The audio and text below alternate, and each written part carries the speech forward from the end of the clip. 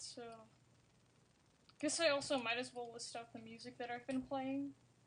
Just if anyone wants to know, the first music track that I had playing earlier was the Dummy SNES remix theme that you can find on YouTube that was made with FamiTracker, which is pretty good. And then the final music that I played was a Mother 3 remix of Dr. Endinut's Rage from the Earthbound Halloween hack Toby did a while back. Oh, oh right. Can you hear me? Oh right, okay. Alright, just an FYI if anyone wants to look those things up. Really need to get an overlay for this eventually. I know you can just like make real simple overlays with OBS though. Right. That would be really nice. Yeah, I'll probably get that set up tomorrow. Because I was playing around with it, like, a few days ago. So do you have any graphics, like, thought of for it? Like, what would it look like with the overlay? I have no idea, other than the fact that you can, with the simple overlays you can just do, like, text. But, I don't know, since, like, the screen regions I usually have, where it has the black bars on the side of it, I'll probably put something there, maybe. Since I don't think I've ever streamed anything in full stream. In full screen, I should say. Except for, I think, thought maybe. You were, or I'm sorry, but... What? Like, I was thinking that you might have had some nice graphics thought up. Yeah, I haven't even thought about that yet. I was just messing around with it. Oh my gosh. Yeah, I really need to get around to that, though. So, maybe one day it'll look fancy. But for right now, I guess we just go ahead and get into Mother 3.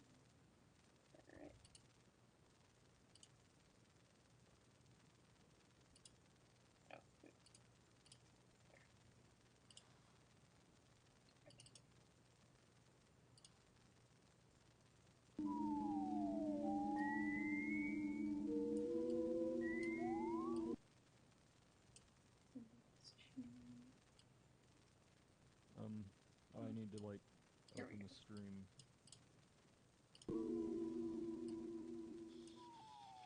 Alright. So... Oh, thanks for hosting. Okay. I don't know if it actually works if you don't have any viewers or whatnot. I don't know. Like, hosting works pretty much anytime, whether or not anyone is watching, from your channel or not. It just hosts, just in case anyone who is watching from your channel shows up. Yeah. Does it send an email out or whatever? I don't think it sends you an email or something. I think it just, like,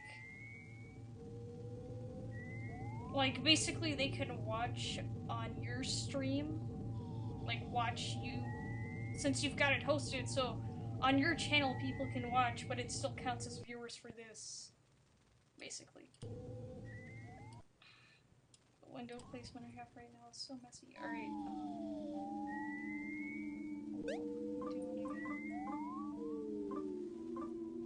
oh wait, I think buying people items. I think that was something that I meant to do,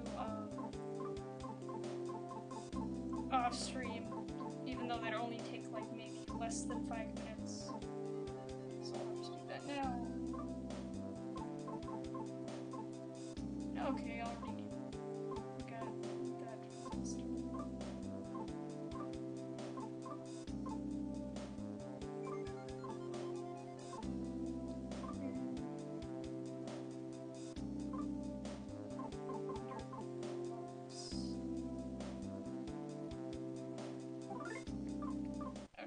Let's see what other equipable items this wall has.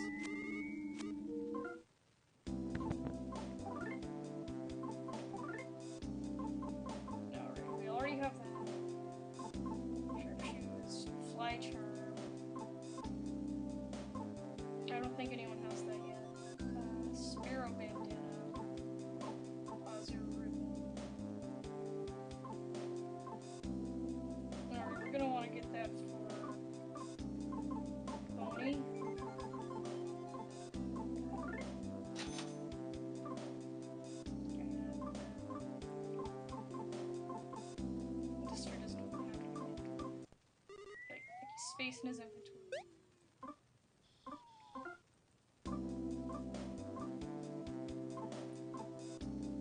Oh wait, yeah, we need to sell this stuff too. Alright. I know Boney's like the least, the character that you have to meddle with inventory space the least, because he basically keeps the color he has on for this entire chapter. Like, you don't have to change it because you don't get any. I keep exiting out. But you don't get anything better, I think, until like real later on into the game. Alright, so alright. This is just for anyone that wants to end up playing this game at some point for themselves. Do not get rid of this DCMC pamphlet. Like, I know, like, you're probably tempted to get it out of your inventory, but do not, because it makes a boss that we're going to meet pretty soon so easy. Like, I mean, as in cakewalk easy. And without it, you literally can't. Like, you're gonna have to grind for that guy. But with it, you don't even really have to. Right. So this is just, like, a lot of people are pretty, like, quick to sell stuff. But with the DCMC pamphlet, it may be clogging your inventory, but it's gonna really come into use.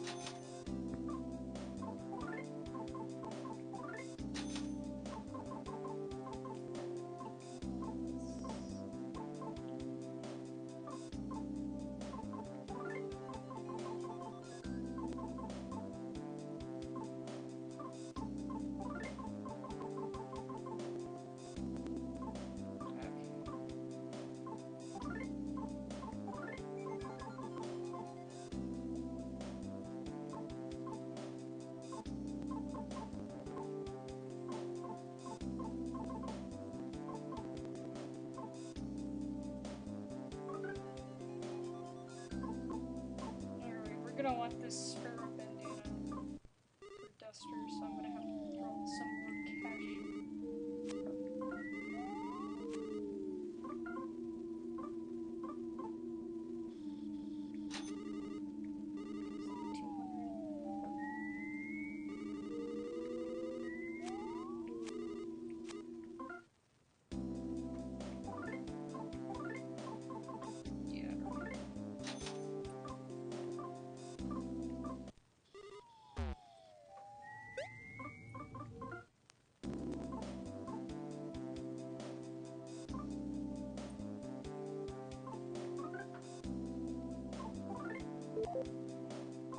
Alright, that's that taken care of. That on.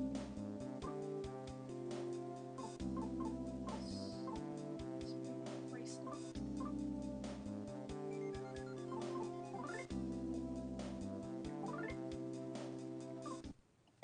And the last thing we really need to do is get the fly charm for Lucas.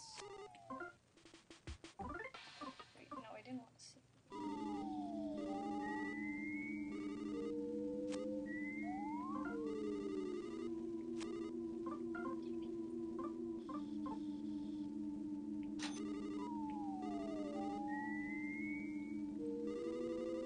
And also, this game, another plus, I guess, improvement over the other games that I don't think I've talked about yet, is the, value of money in this game makes it to where in the later games, you have so much of it that buying anything is, like, not even a dent. Whereas with other games, usually you'd still have to grind for cash later on. Especially for Mother 1.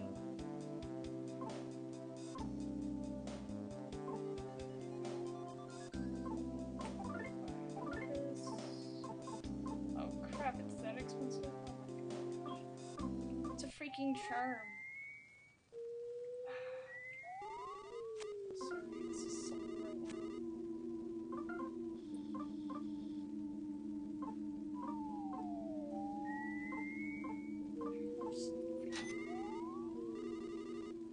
There.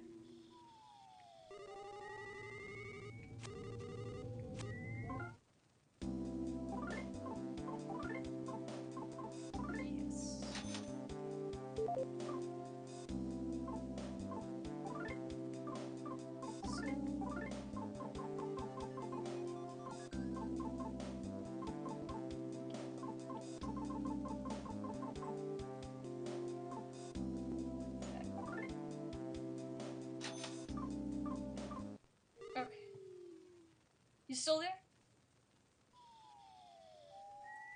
I'm still here. Okay. Oh, wait, I think our HP's full, so that's okay. Alright, now we get to go out in the wonderful fray of chimeras. Like the actual top-notch, strong chimeras, and not things like Slitherhead or whatever.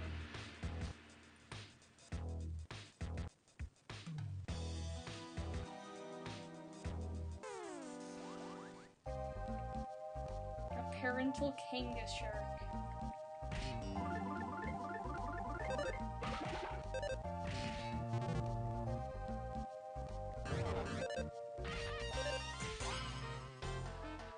The Kanga sharks aren't the bad things, but in this area, there's two there's two really annoying chimeras that I can remember, and this is one of it. Freaking reconstructed lion just like spews flames at you all the time. And then the other one, we'll see that soon. First, let's get rid of this thing. I don't want to use some PSI.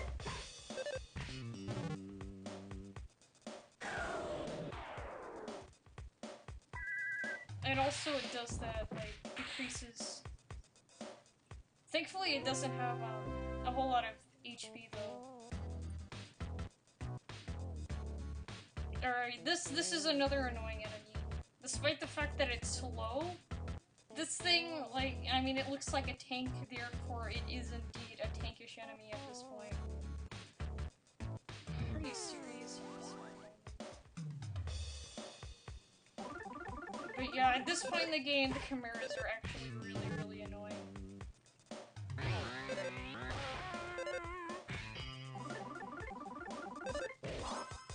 Oh, wow, I'm surprised it was a fire breath attack.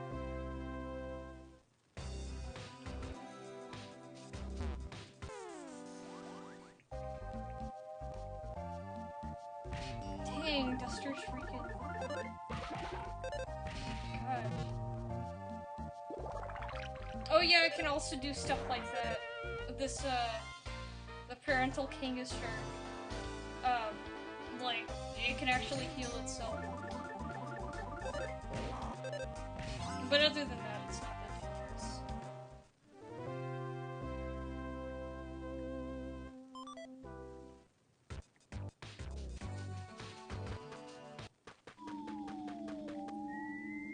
And there will be some grinding over here, but it's not going to be that hard, because all we have to really do is get past that turtle.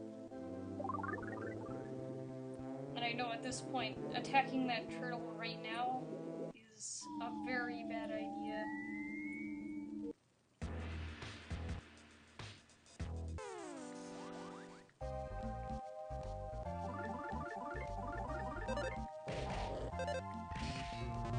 I don't have a lot of commentary right now.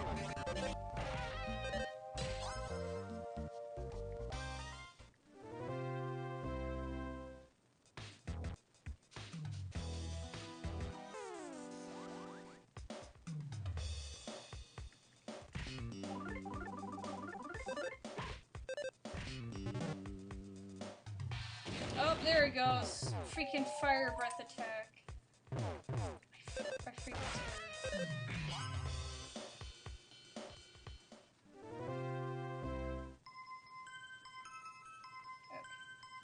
Okay.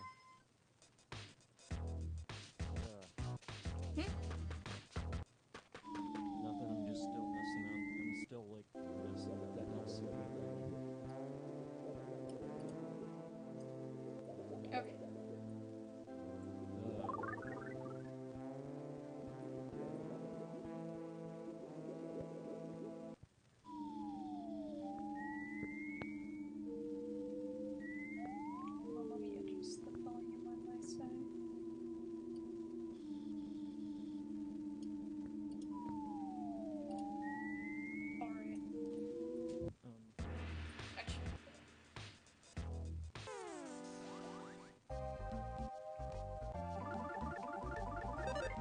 Like, in some ways, like with the new Pokemon out, these, Chimeras kind of remind me of something you'd see in 20 years from Pokemon from now. Like, for example, the Kangashark.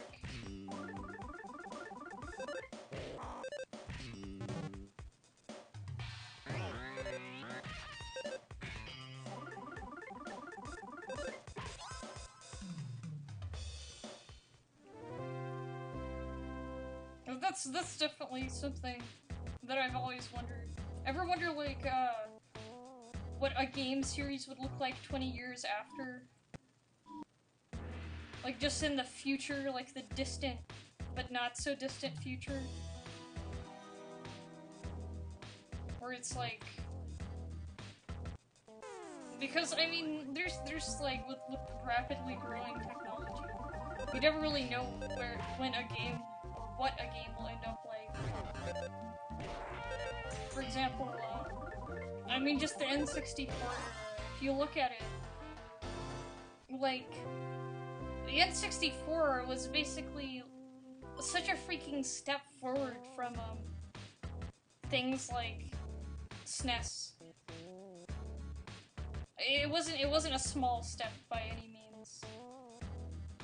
And I don't think we've ever really even seen a kind of step forward. Like, this is still, for Mother 3, the way it compares to its predecessors.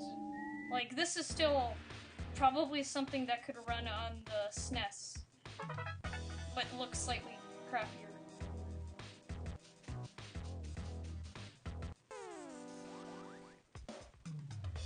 Oh, frick. Both of them.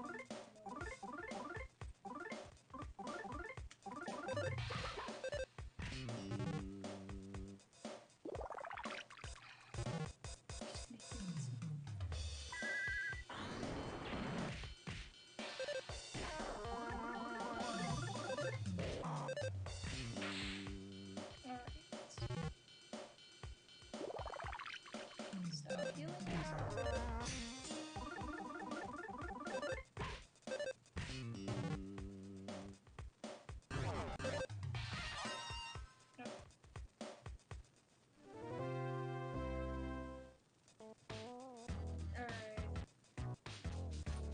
Battle these guys like one more time and see if I can take on the turtle now. Or it's not really a turtle, I should say a tortoise. But whatever.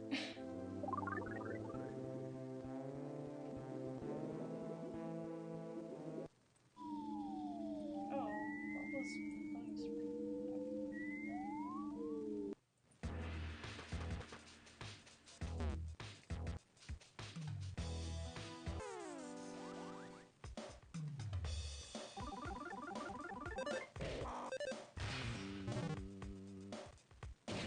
first?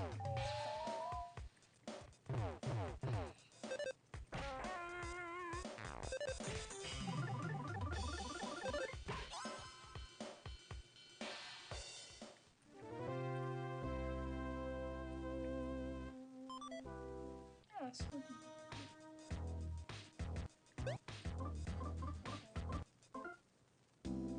I have a hard time remembering which status conditions last for the overworld. And there's surprisingly not a lot of status conditions in this game that do that. Whereas I think with Earthbound, pretty much every status condition had to be cured. Like it didn't self-cure. Yeah. I'm sorry you've been gone for a bit. I'm sorry you've been actually gone for a bit. No, it's fine. Like, I'm not really even doing anything at this point in the game, just kind of... Yeah, and like, it doesn't seem like it got that far.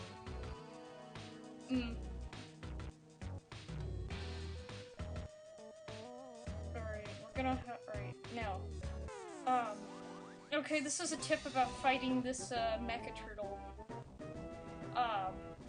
Do not attack it from the back. Do not. attacking it from the back is actually worse than attacking it from the front, because on the back side of it, it launches missiles. So, yeah. As slow as it is, you might think, oh, I'll get an easy back attack on this.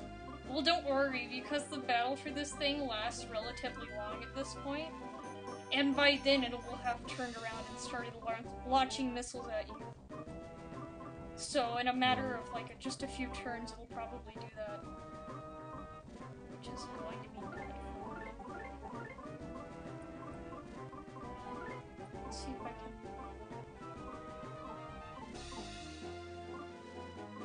use the tools.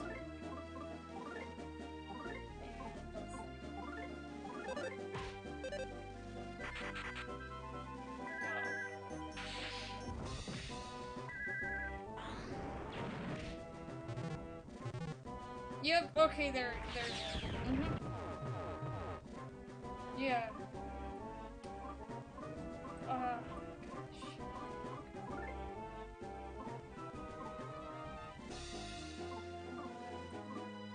Except for Boney needs to.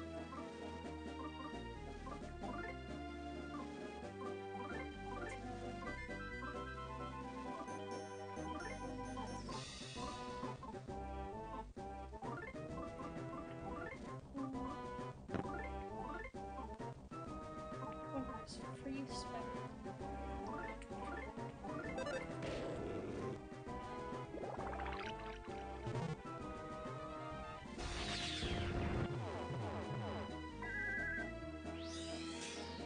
Oh yeah, that's much. Oh snap! Alright, that wasn't as bad as it was last time. I remember that being a heck of a lot stronger. Alright then.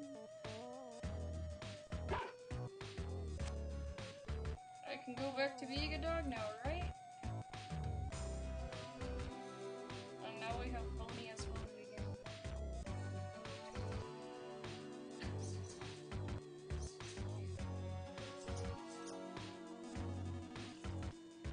Yeah, here we go. A hole just like this. But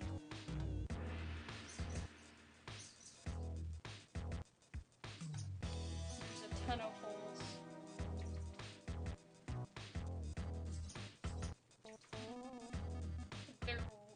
Were there this many holes last time? Oh well, one of them's gotta be the right one. Just jump down them at random. And this becomes a rather annoying segment. Like with the, these right here, these things kind of suck. Because basically it's a maze puzzle. It's kind of like, I don't know, there's a lot of puzzles in, like, games you can compare it as.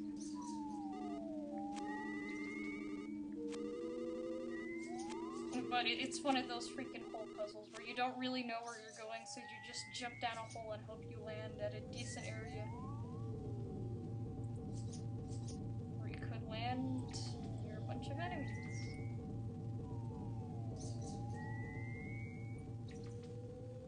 Just building dungeons? In actuality, mole tunnels are more than just places to live. They also serve as traps intended to confuse and capture food, such as insects. In other words, the mole's tunnels also act as literal dungeons. Moreover, large-scale tunnels over 100 meters in length are not at all uncommon. If you ever get the opportunity, you should take some time out to watch moles in action. Educational.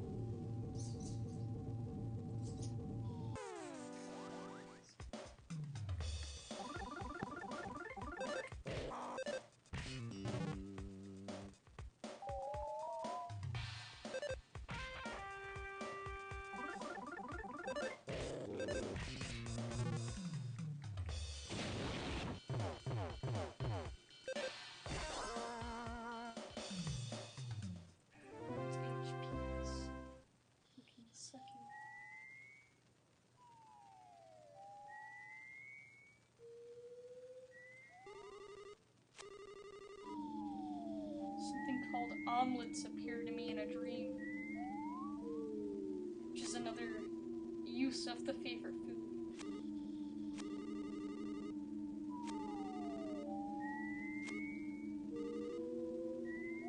breakfast food.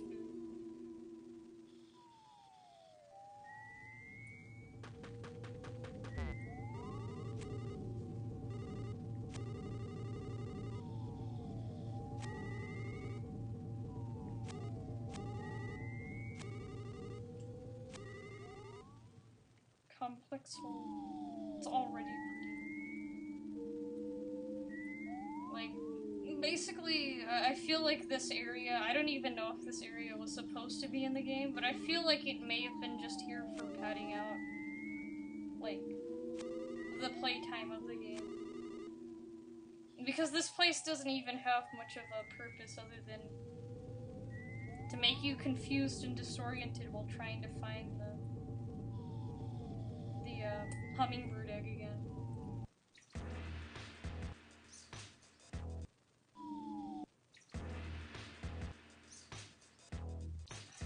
Crap. Okay, I'm just gonna pee aside this game.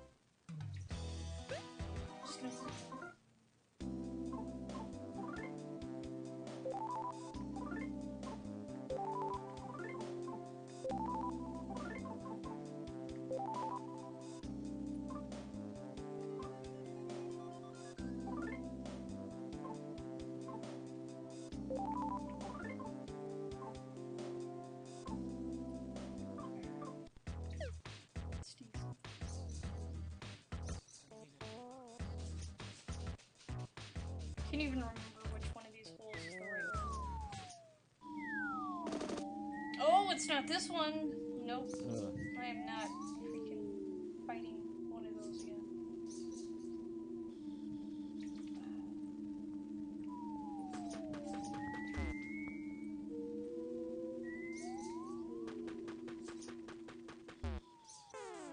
Just fight these.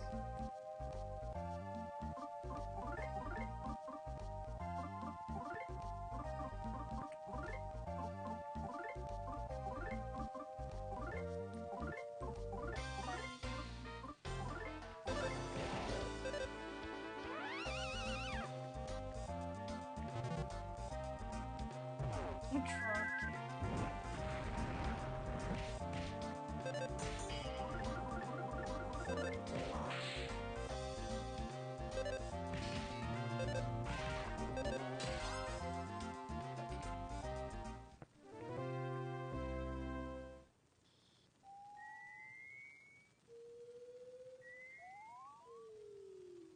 Alright. Kind of working.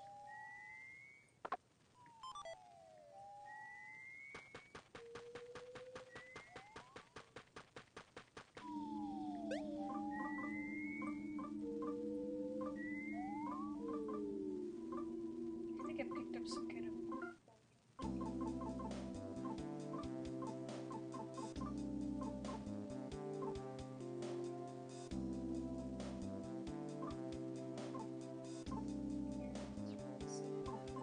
Camera. Alright.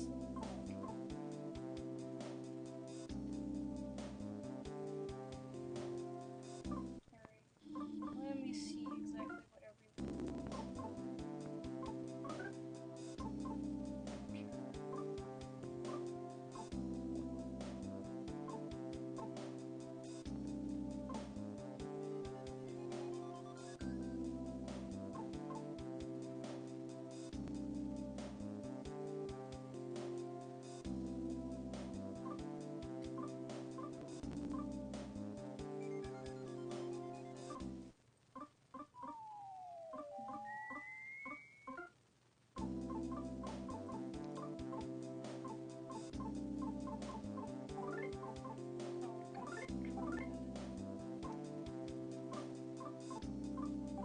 and also drop these. The fresh mints have pretty much no use at this point in the game.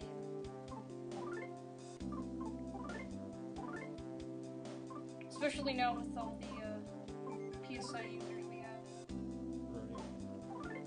Right. Lucas.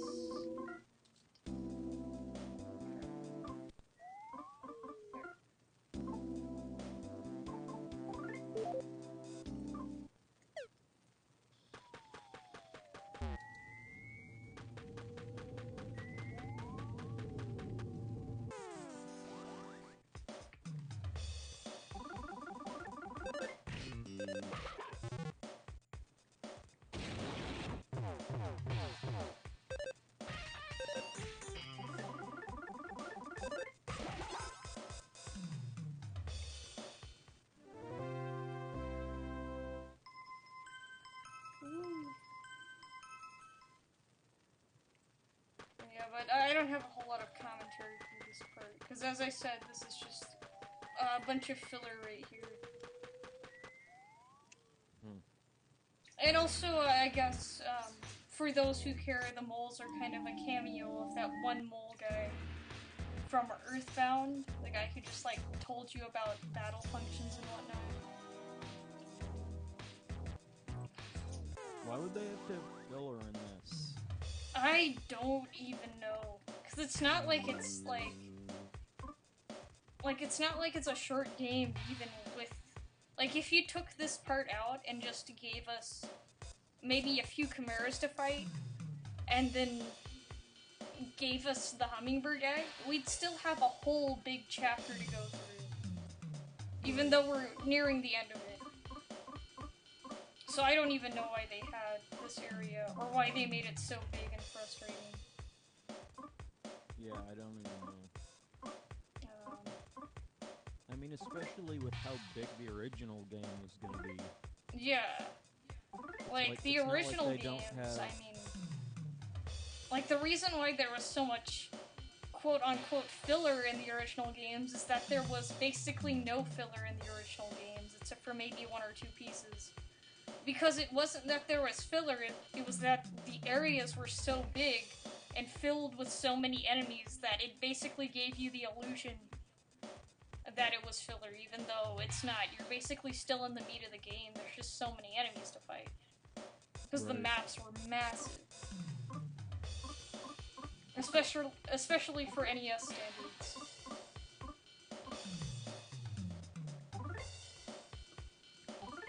The original map for Mother 1... Or, not NES, SNES.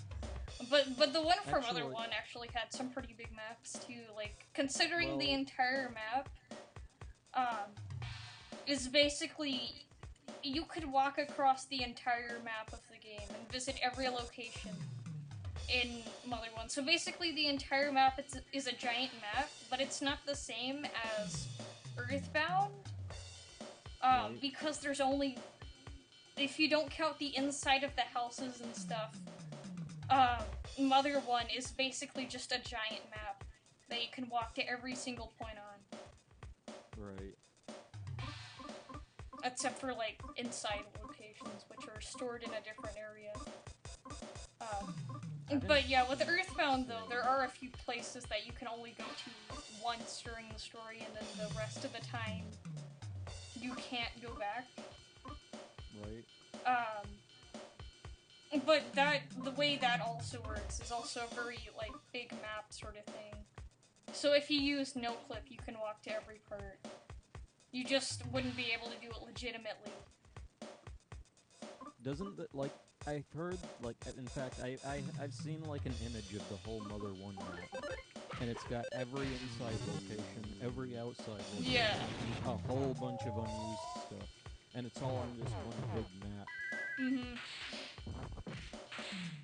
And Earthbound is also like that.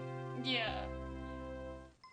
Just the thing that all, like, once again, like, the thing that makes, I guess, technically Mother 1 a bit more connected, per se, if that's even a good thing. Right. Crap. No, wait, actually, I think this is a good thing. Oh, this is a good thing, I think. Hold on. Yeah, alright, this is a good thing. Alright, anyways, as I was saying, like, the reason why Mother 1 is technically a more connected game than the others is, because literally every outside location in the game can be gone to by walking. You don't have to take a train, you don't have to teleport. You can literally just walk there. Whereas with Earthbound, there are, like, I think the Deep Darkness is a location that ends up getting, like, locked after you finish the story there. Right. Because, or unless I'm thinking of something else. But I know there's a few, places in Earthbound where you literally just can't go to again.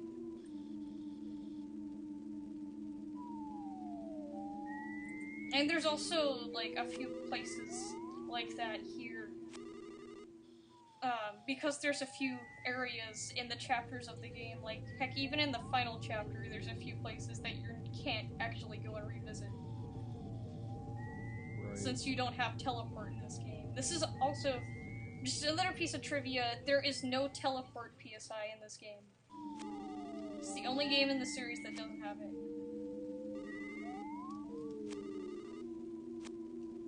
What do you think of that? I know that everyone likes fast travel and teleport in games, but it means that... Yeah, and then this game doesn't have it despite the fact that it's, like, the most advanced version of the Mother formula. Right. Like, I guess, like, in a sense it actually works in the game's favor, because the game is, like, alright, imagine Earthbound, and then now make it hyper, and I mean hyper-linear. Like, as in there's... The only alcoves are what the game basically intends you to find if you really wanted to. And it's not like you aren't given a wide open, like, massive, about a mile wide map of freaking Dusty Dunes Desert. You're given a tiny little desert that you have to walk through. And walking through that desert gets you from point A to point B. So, in a sense, the not having fast travel works in the game's favor because it keeps players from getting themselves lost. Right. In a linear world where basically it's like, I don't mean to, like, I'm not insulting Mother 3, but it's basically a hallway simulator. In a sense, compared to the other games, how free the other games are in comparison. Because this game guides you the entire way in order to tell its story as effectively as it does. So without this, without the linearness, the story of this game would probably suffer. Right, that would happen. Yeah. So it's basically just, I guess the Mr. Itoy and his team had to pick and choose whether or not that they were going to favor adventure or story, and if they wanted to tell the story that they've been wanting to tell since the end of basically Earthbound and even the end of Mother, I think is when Mr. Itoy started his ideas for this or something like that. They ended up having to sacrifice a lot of the gameplay elements, like the free play, I guess you could say, since everything's so linear. Right. Okay.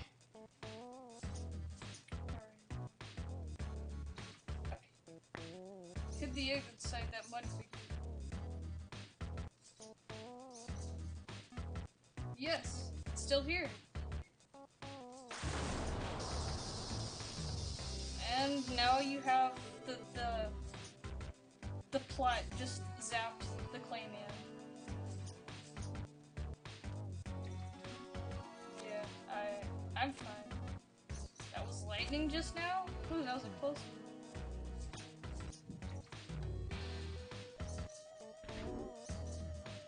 And now the Clayman has been repowered. Which is not a good thing, because it's a malfunction.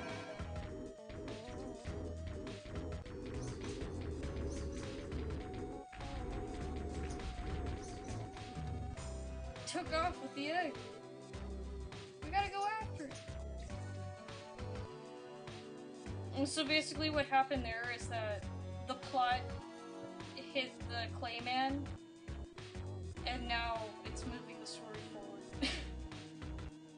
It's essentially what happened. Oh, I wasn't actually looking, I'm sorry. No, that's fine.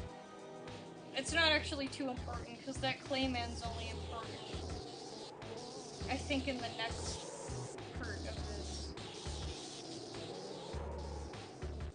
Because as far as we know, we have no idea where he ends up, but we will soon after we brave this tower. There's a good view of this tower from PUBG. I wonder what it's here for. There that is. Anyways, never mind this crab. We have to catch that thing quick. I have no idea what's wrong with freaking Boney's sprite. It keeps, like, having seizures every once in a while.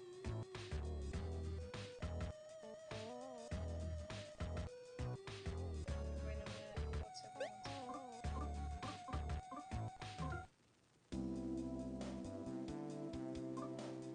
everyone sucks. Alright. Healing item time.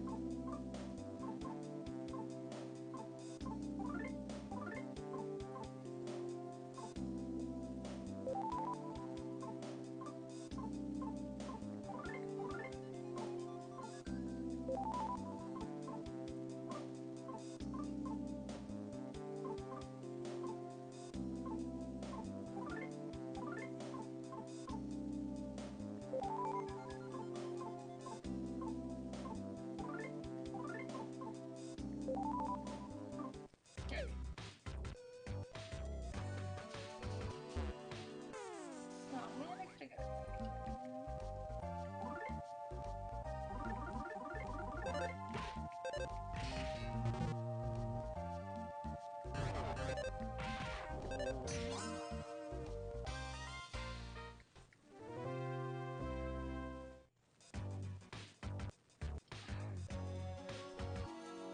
No one is fighting that.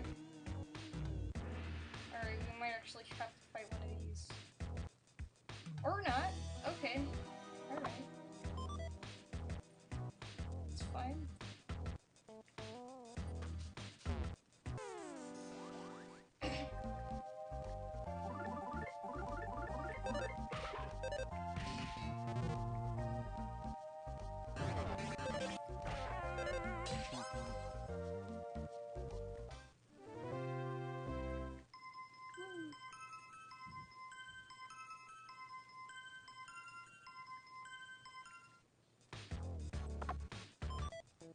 Secret herb.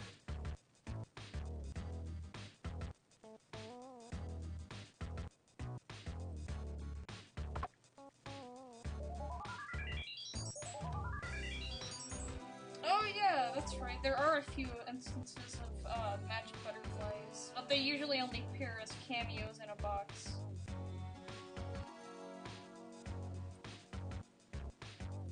They don't happen very often, so I even forgot that they were there.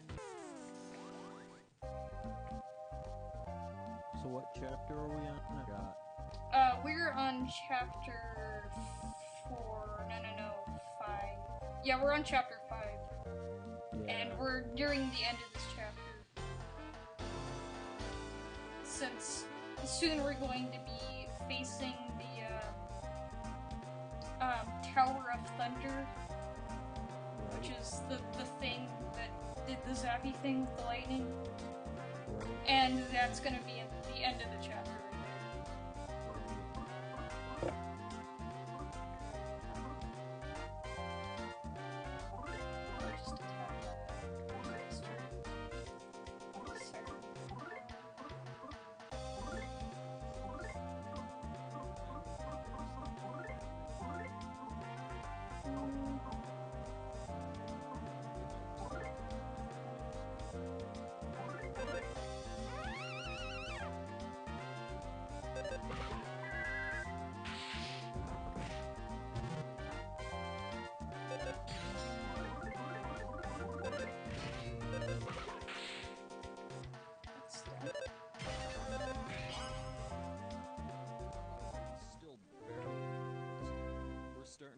like a little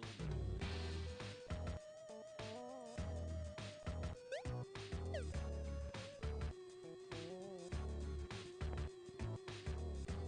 You know, we're on like chapter 5 or whatnot, and we still like we're on chapter 5 or whatnot, and we still like barely know what's going. Like we're starting to get like a little bit of an idea what's going on.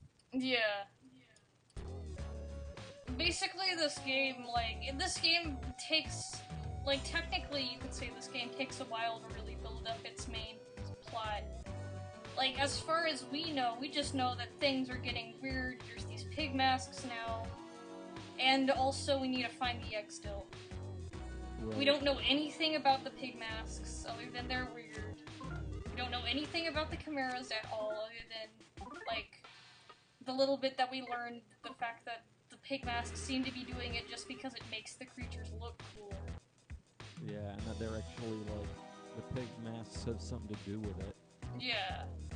But we have no idea what's behind the scenes at all. All we know is that the pig masks are here, the chimeras are here, and everything's modern theist. That's it. Right.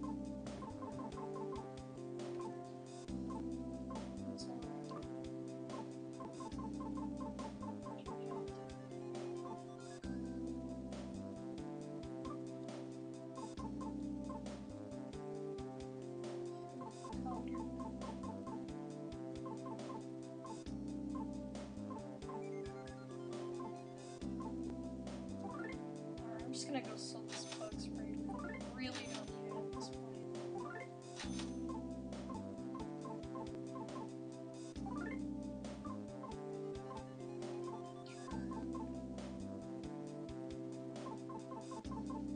I think we're good on everything. In fact, if anything, fix Lucas's inventory because he really doesn't need all these sprinting bombs. You know, I've got a question, not like for... It's not about Mother 3, but it's like, about like streaming and whatnot. What? Sorry, your mic is kinda low. Okay, do you know when the first Vinesauce, like, charity marathon was? Like, the very first one?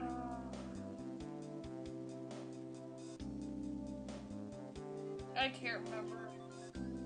I've watched the first one, though. Like, it's all the way back on...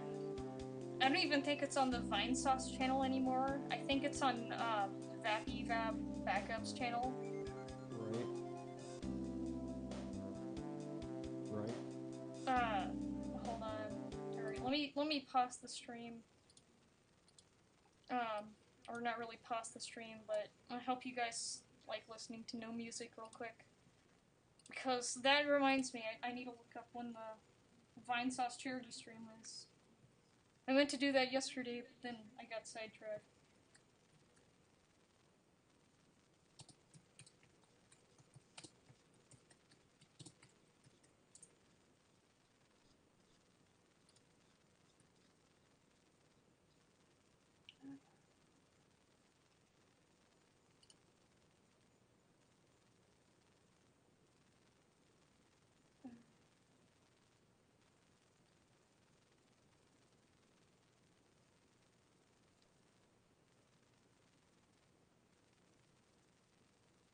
Okay, alright.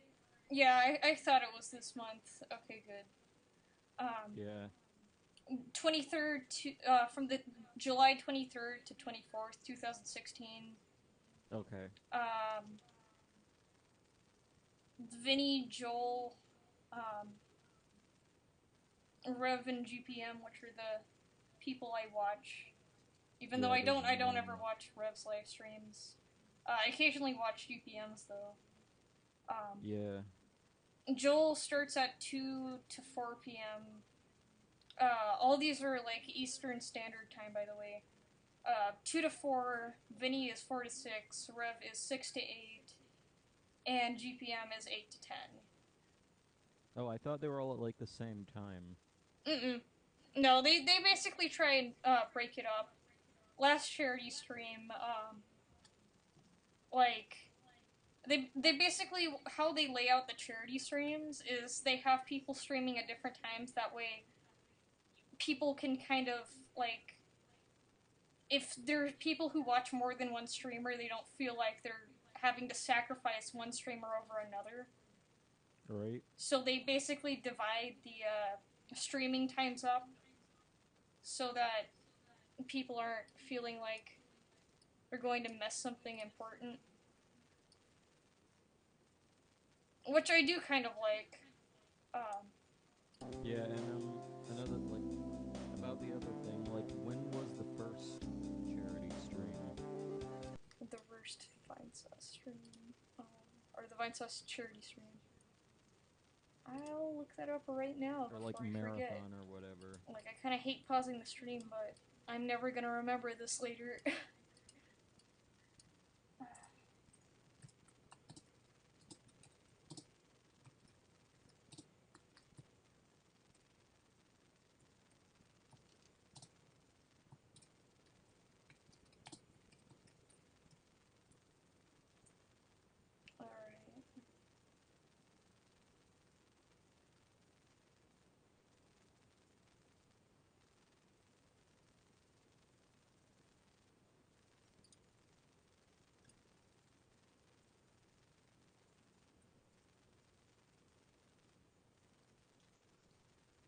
Alright,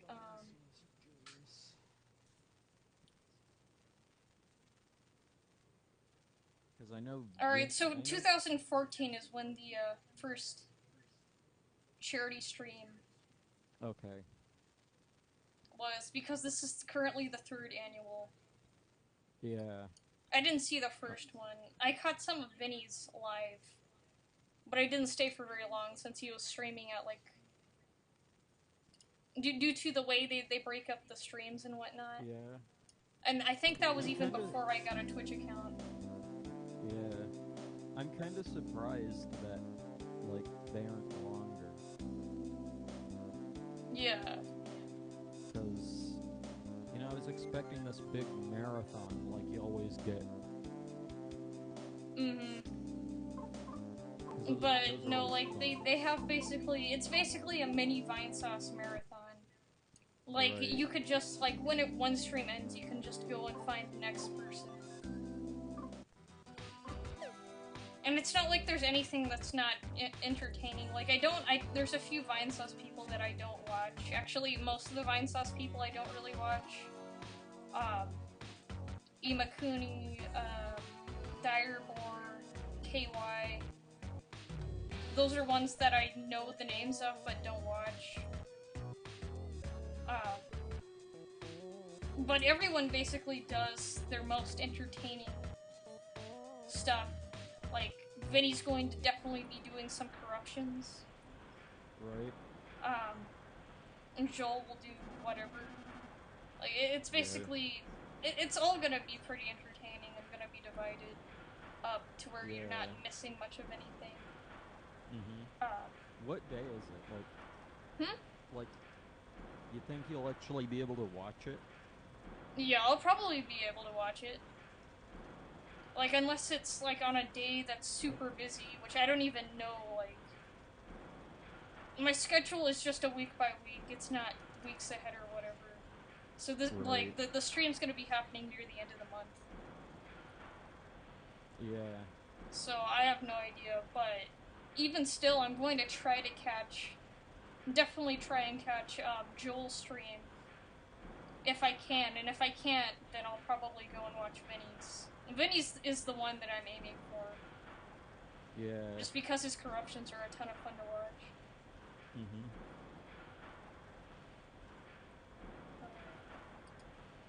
I was thinking, like, because we need to do a marathon at some point. Yeah, just do, like, a freaking, like, several hours of alternating games and whatnot. Yeah. That would be Well, really before fun. we do that, like, I'd like to do it sometime this summer. Since I Yeah. have all this surplus time that I can spend.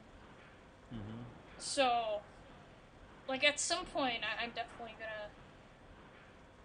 First things first, though, I need to see if uh, OpenMU's good for SNES cheat codes. Mm-hmm. Because during that, I'm definitely going to be doing some wonderful Earthbound hacking. Because Earthbound Mm-hmm. hacking is, like, extremely entertaining. It doesn't even sound like it'd be, but it is. Like, there's so much fun to be had with that. Yeah. As well as just playing some other games. Probably some Minecraft. Probably just Yeah. whatever. It's just gonna be a lot. So just FYI, I know I've got this. I've like halted the stream because of this, but just FYI, eventually I'm going to do a marathon at some point during the summer. I don't know when. Hopefully sooner rather than later, because I have some Yeah. pretty good ideas of what to do already. Mm-hmm. But yeah, so I hope you're. Because I want to play game. I want to do it as well. Yeah, just And like have both of us just have super marathon streams going several mm-hmm. hours, like Yeah. just playing whatever. That sounds fun actually. That I think that'll work out really well.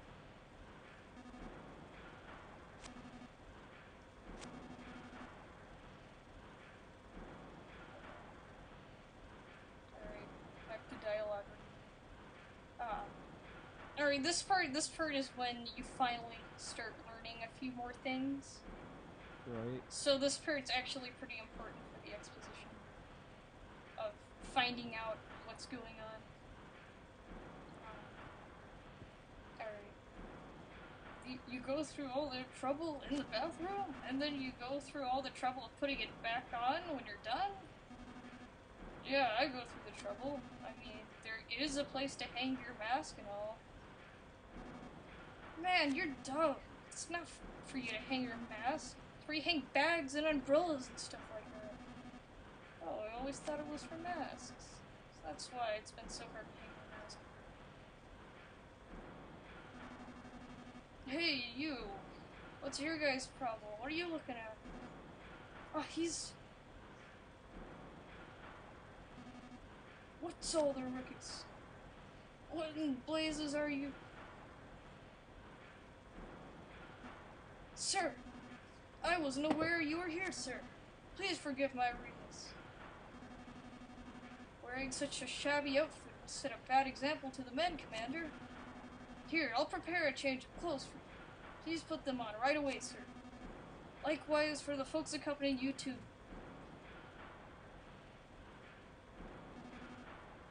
Alright, that's better. Well, I had better return to my duties. Looks like there's been some sort of misunderstanding, but it's perfect for us. Now let's go find that thing before they figure out who we are. So that was definitely strange. But we will soon learn exactly why they suddenly mistook our identity for seemingly no real reason.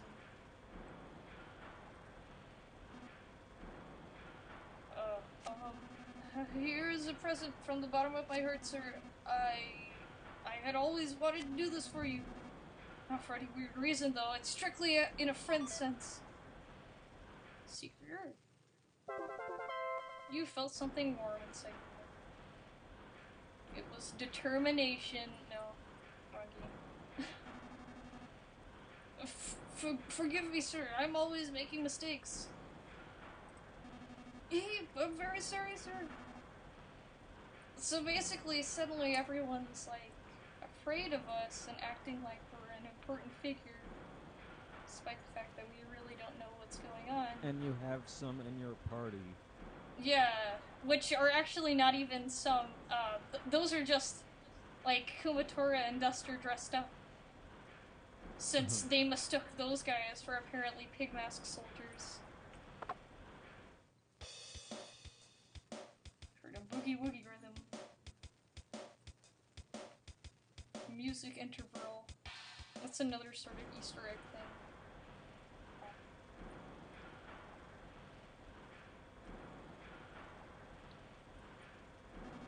Claymen are made out of ordinary clays, so we can recycle them over and over.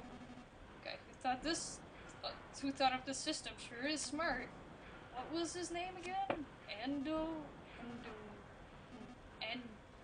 Antoine? Adamantium? Androgyny? Oh, nuts, I forgot. Hint. Oh boy. If left alone, that berserk Clayman will probably run into a tree and fall apart or something, so I don't know, maybe you should just let it go? But that's something we cannot do because that Clayman has something extremely important. It's only natural to wonder how Clayman work.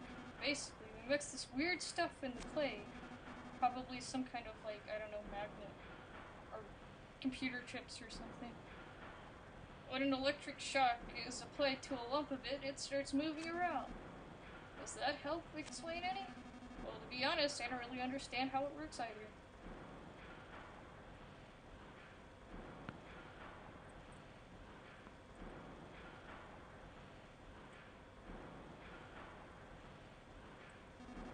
So I watch this Clayman assemble and it becomes like a bird and just falls asleep. So yeah, we get to learn how these things are made, kind of. Get flattened, pressed into a mold, and sent out. Claymen break down or malfunction. They take themselves to the garbage area. About convenient. So now we know where to find that thing.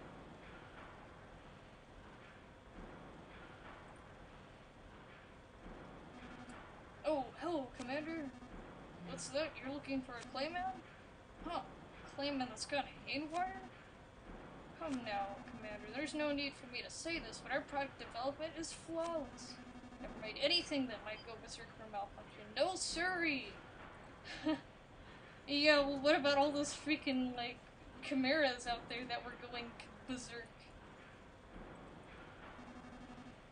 And basically it's just telling us of some more strangely familiar devices for anyone who might have seen Earthbound before this.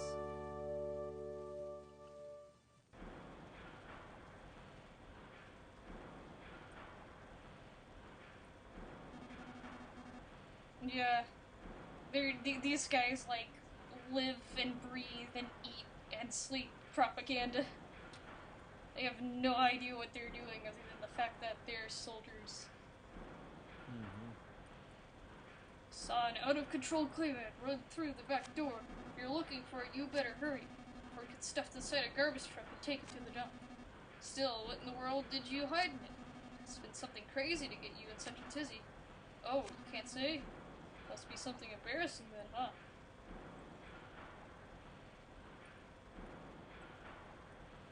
Not really embarrassing, but definitely important. And there it is now.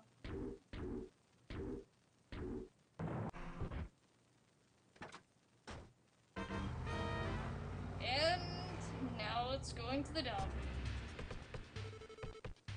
Oh crap, we can't let it get away!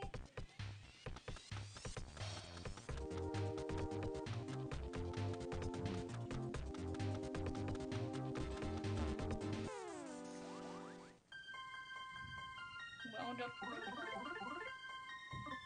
Also note how this looks similar to, the, like, wild boars in the first chapter, I think? Right. Well, this is what happened to them! They turned into crappy clockwork machines.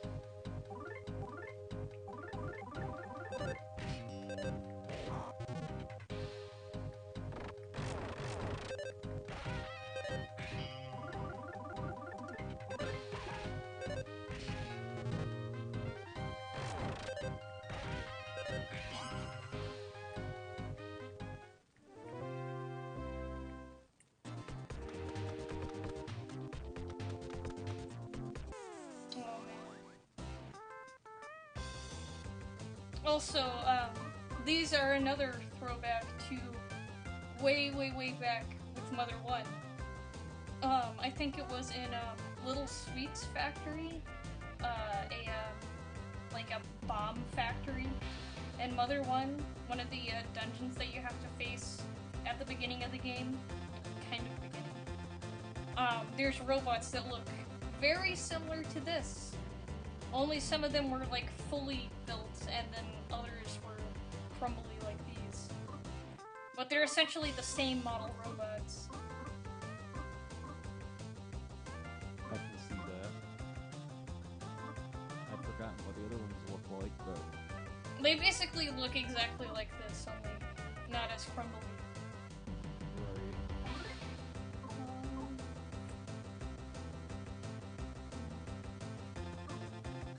Hey, so, like, when you hear your own voice, does it always sound like it's, like you're speaking slower than you actually Yes, are? it sounds like I'm speaking at freaking 0.5. Either that, or on the rare occasion, it sounds like I'm speaking too fast. It just basically is... like, listening to your own voice on a recording is an enigma. But it's always bothered me. Yeah. So I just keep it as low as I can, to the point where I can hear the audio quality, but I can't really much of anything else. And I've never, like, just FYI, I've never actually watched one of my videos in full. I just skip around. Yeah, I can't watch my own videos. Yeah. I've tried, but I've really tried, but I've always Yeah. never been able to actually get used to it. Yeah, I think that the one I uploaded to YouTube recently, part 5, I got as far as the 10-minute mark. And then I just gave up and started skipping around to specific parts. Yeah. To watch them for, like, less than a minute, just to see if they sounded good or not.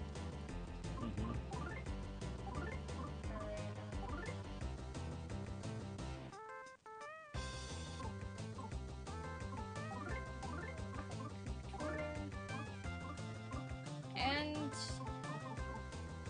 we have enough mods. Let's just launch it.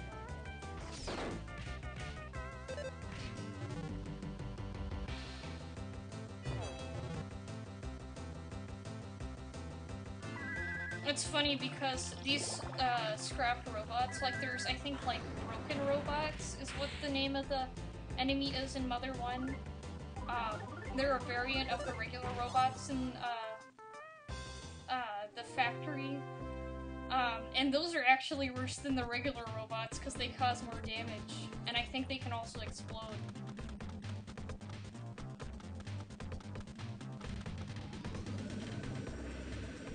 Ooh, and now we get one of these again. What are you doing? Watch where you're going.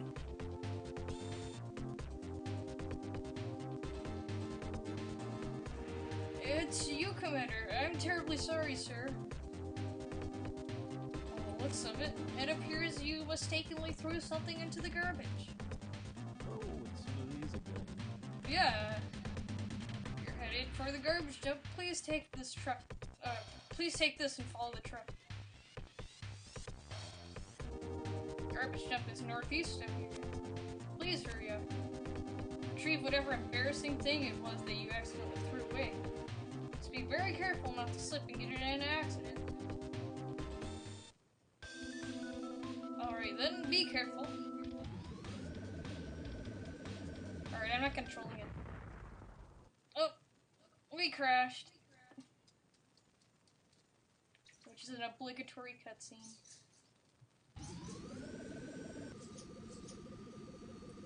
And we also wrecked a few pigmen while doing it.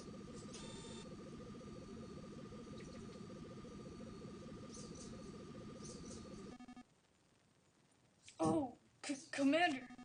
You alright? That damn facade's been tossing banana peels all over the place, so it's easy to slip on it. You can take my pork bean if you like.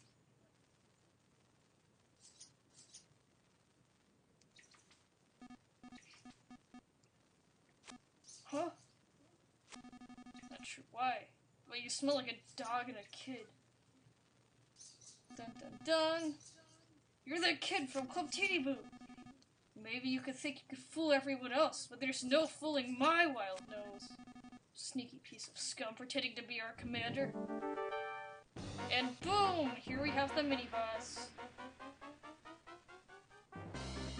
Or I think like, the first mini-boss or something like that. I don't know how many mini-bosses are in this. I know one of them's optional though. But yeah, now we're confronting the Fierce Park Trooper, which looks like the closest thing Mother 3 has ever got to both, like, your typical buff guy and Bane.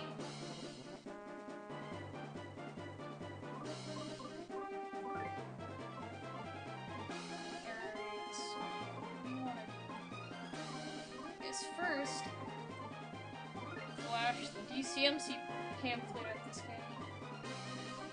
I can't remember if it works at this point. But I know you actually fight this guy 2 times. But at the second time you fight him, it definitely does work quite a bit.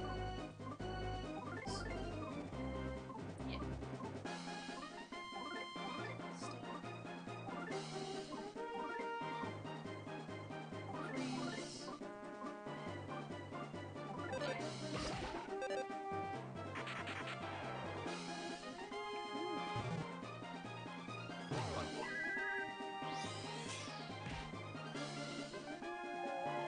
Here we go.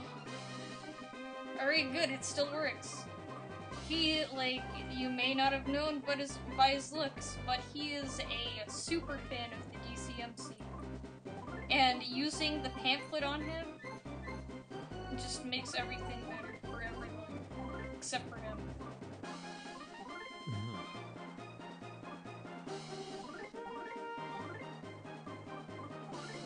Let's try to fight.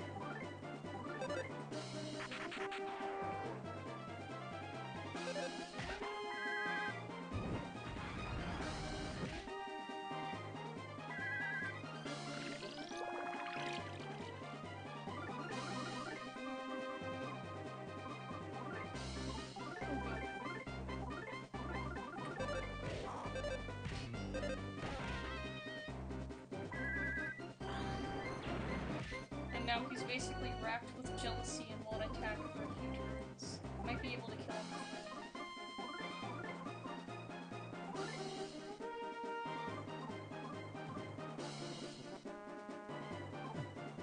I wonder what happens with the statements.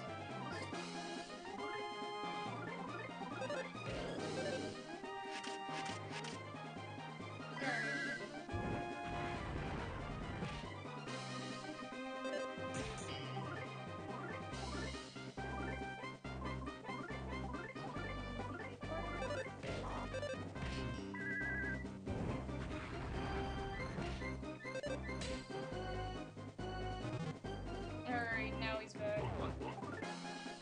He's just gonna keep swinging at Kumatora.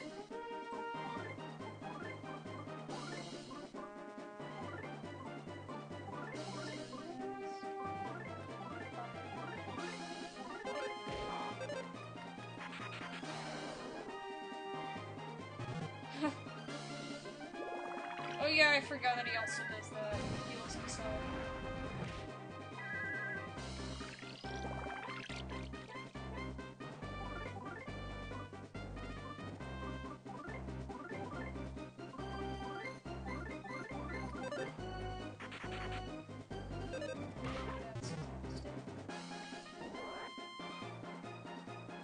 Whoa! Oh man, I hope I can beat him. 'Cause that's not a good sign.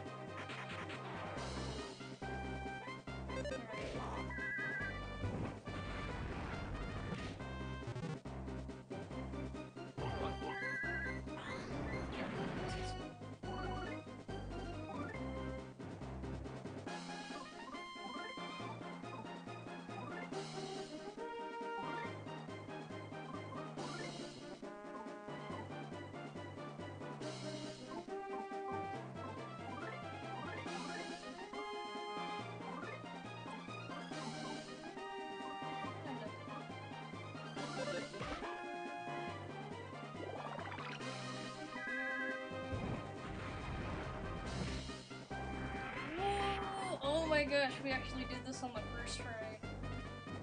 That's pretty good. And everyone lived! Yes. I had to try this twice the first time I did this.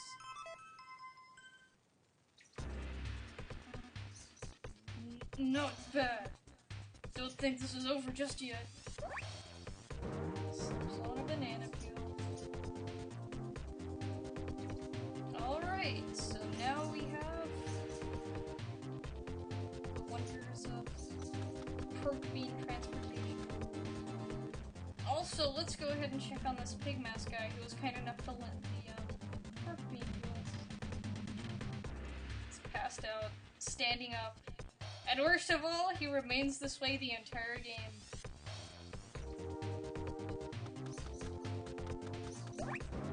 Yeah, and also you can actually trip yourself on the banana peels.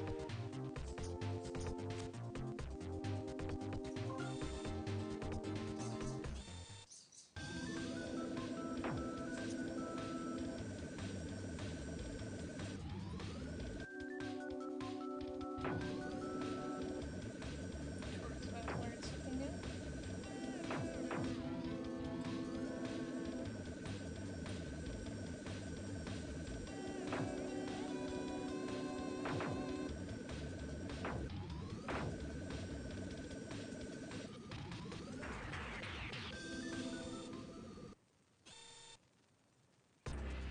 Alright. Let's see right here.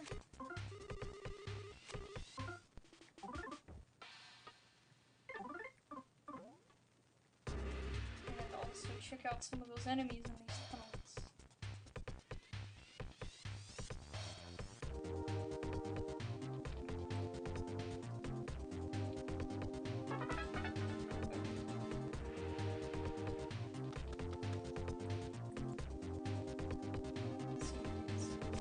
Hey, I sell dangerous stuff. It's my own personal dangerous stuff festival. No one could say no to buying this stuff. Want anything? I think this guy buys explosives. Yeah, he just buys it, or he sells explosives and whatnot, and we don't really need any of those at this point.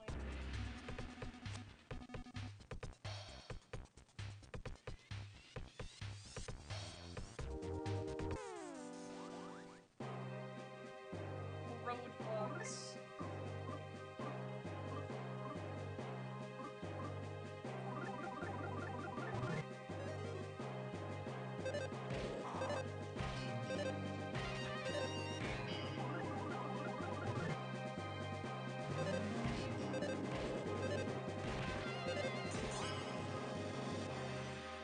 Are you still there?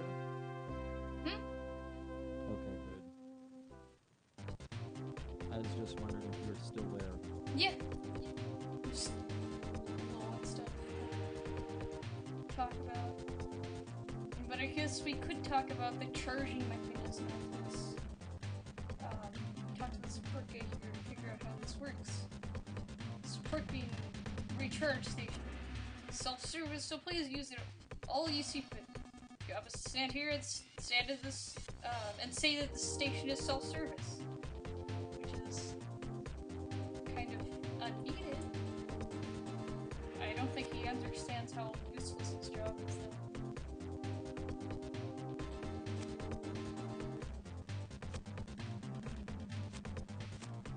Yeah, alright, so this is what happened the first time I did this. I wrecked this pork bean.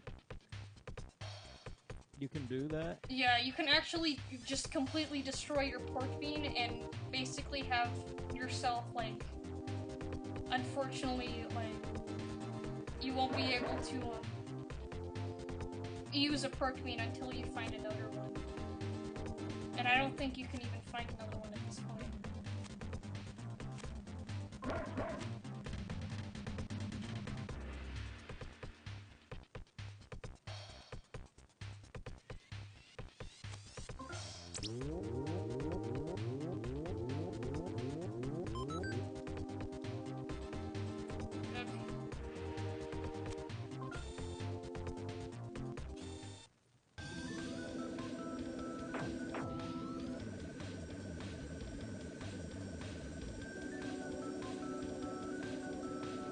And you'll be able to tell when the pork beans are running low on gas, though, pretty easily, because the song ends up slowing down. Right. What happens when it runs out? It just drops dead, and you're basically stuck with it not being able to do it. So at that point, you just have to find another one? Yeah. Because then you won't be able to get it to a station or whatever. Right, so it's basically the same thing as wrecking it? Yeah. This poor robot. I was one step away from the switch when I ran out of power. Could you press the switch for me and help me recharge? I'm sorry to ask, but could you do that for me? Yes. Oh, thank you, thank you. As thanks, I will give you money. Please keep the recharge under 15 seconds, or else I might explode. As close to 15 seconds as possible. The best. I will give lots of money. The recharge is too short. The money I give will be less. Turn the power on and off using the A button. I'm counting on you, dude. Alright, let's go ahead and save before we do this, because he actually gives you a ton of freaking cash if you can get this on exactly 15 seconds. And if you go over, then, he'll just explode and then you can't get anything. So, let's see if we can actually do this properly. I can't remember if I did this properly last time.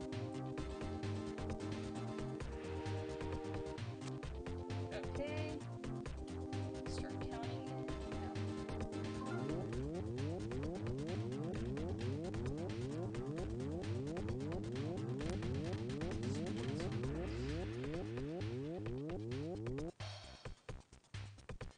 Okay. 10 seconds. That was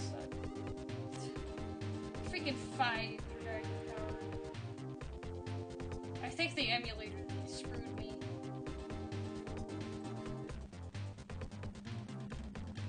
So that was definitely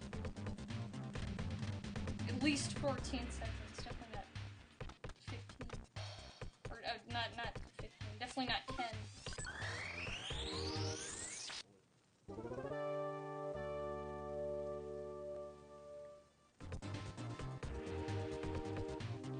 Sweet looking regular cars.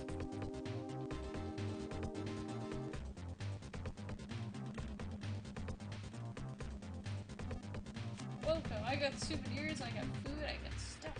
Want something? Here's some more pretty excellent cash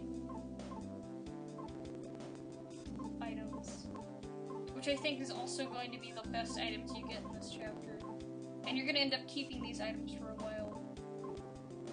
Alright, we're gonna need Taurus bracelet, souvenir dress, and we might not need the yo-yo.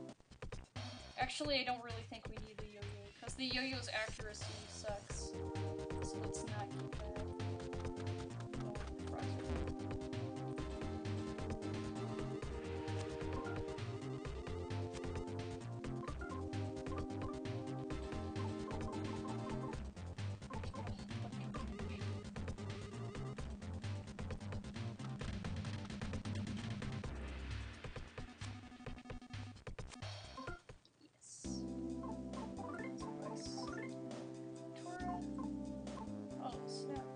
Oh, did I just exit out without withdrawing any cash? Crap.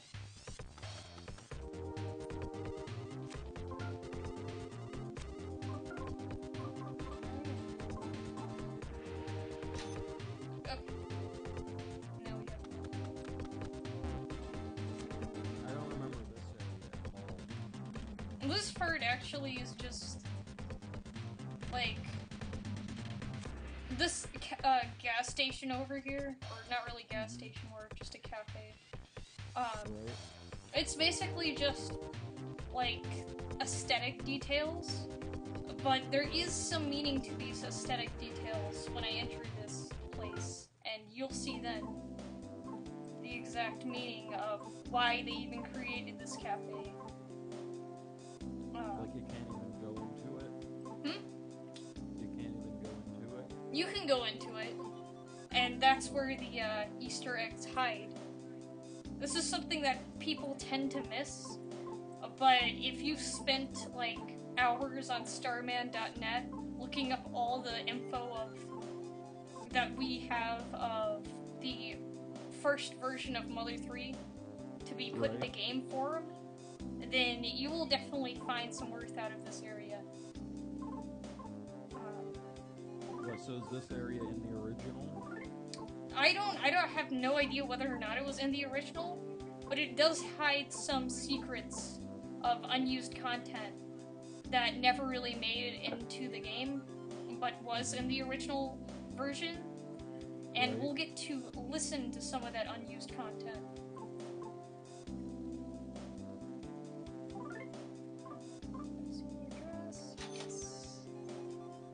Yes.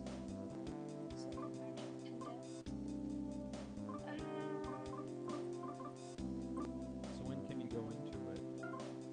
I'll go into it after I get tourist bracelet for Duster or whatever. Okay.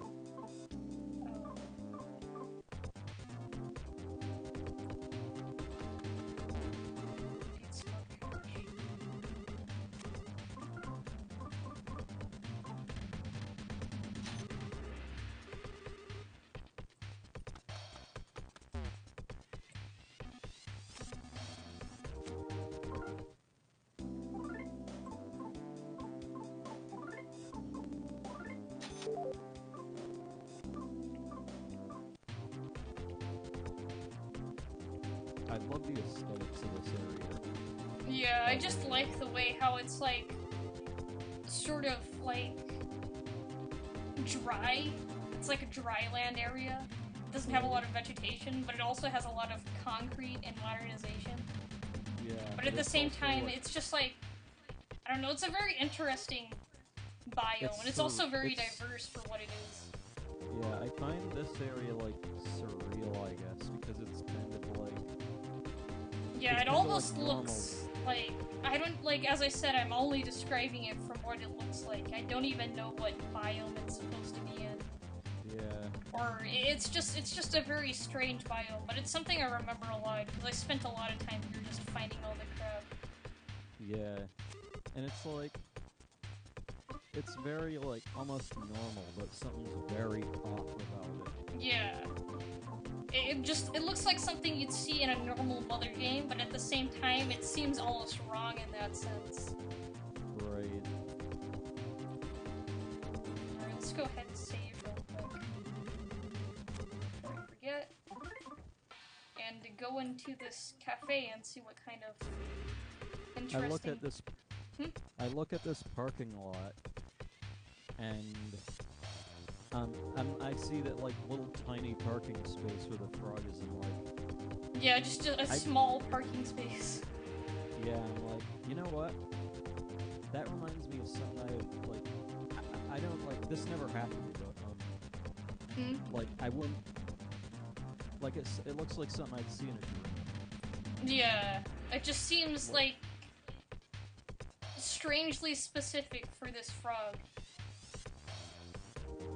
Like, it just seems strangely specific in general, and then you have the mix of cars and technology, and then you have this decrepit-looking primitive cafe compared to the pork bean that's sitting over here, a hovercraft. It's just, it's such a mishmash of cultures and things that it almost looks like super surreal.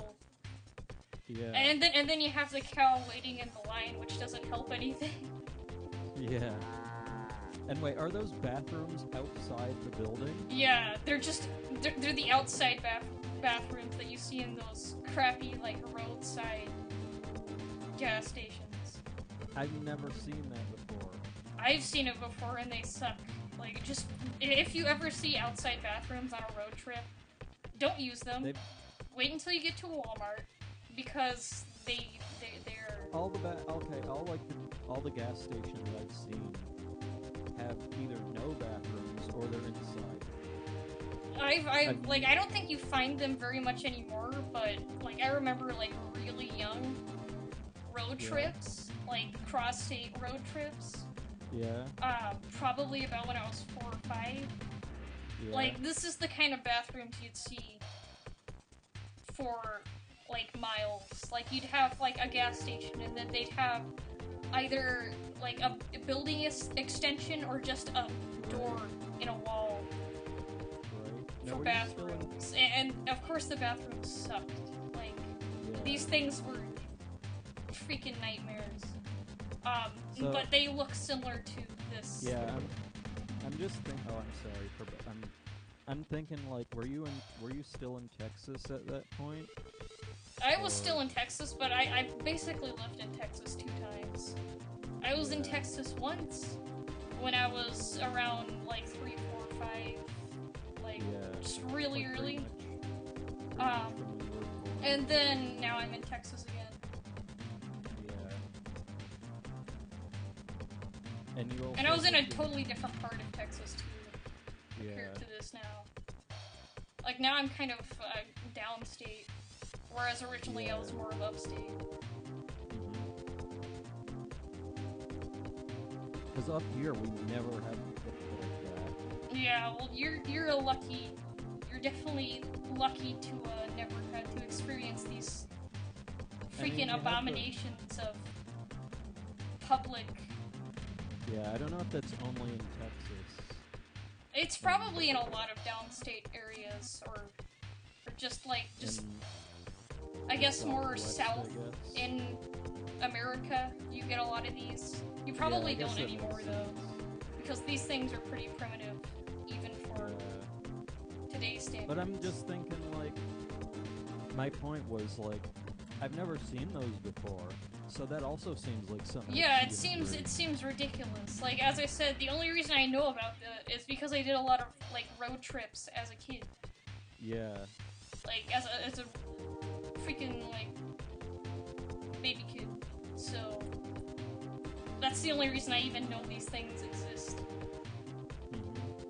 But yeah, other than that, it just seems really dream-like. Especially, like, just look at this cafe and look how crappy it looks to everything else around it. It definitely looks out of place.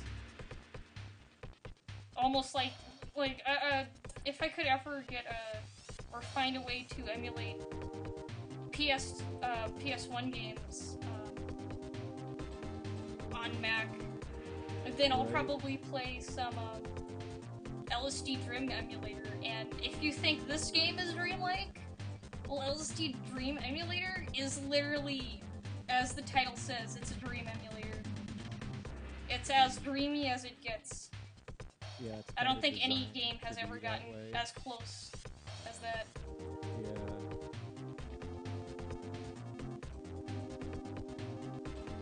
Like this sense of,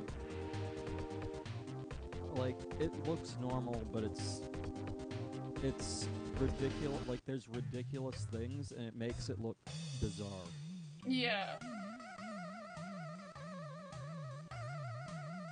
Oh man, like, I should tell you about all the friggin' dreams I should tell you about all the dreams I've had where I go into a bathroom and the toilets are all ridiculous. Oh my gosh, I've had a lot of freaking, like, when it comes to frequent dreams or repeated dreams, I've had a lot of zombie apocalypse dreams that were ridiculous. Oh boy. And, like, they were never, like, anything serious except for a few times. But all of them have been ridiculous, and I could just talk about those. Yeah. But right now, I guess we'll move into the secrets that this place holds. This crappy, disgusting, grimy restaurant. Yeah. In the middle of Future World. And now we have, like, freaking 2-pack-a-day smoker. Like, oh, welcome. Cop. Make yourselves at home.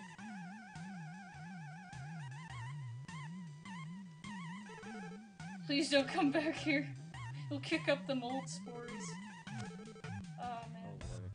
even they know it's crappy. Yeah. Gum's so great, don't you think? You can chew it on it all day long and never run out. It's such an incredible deal. In a way, it's infinite. Yes, indeed.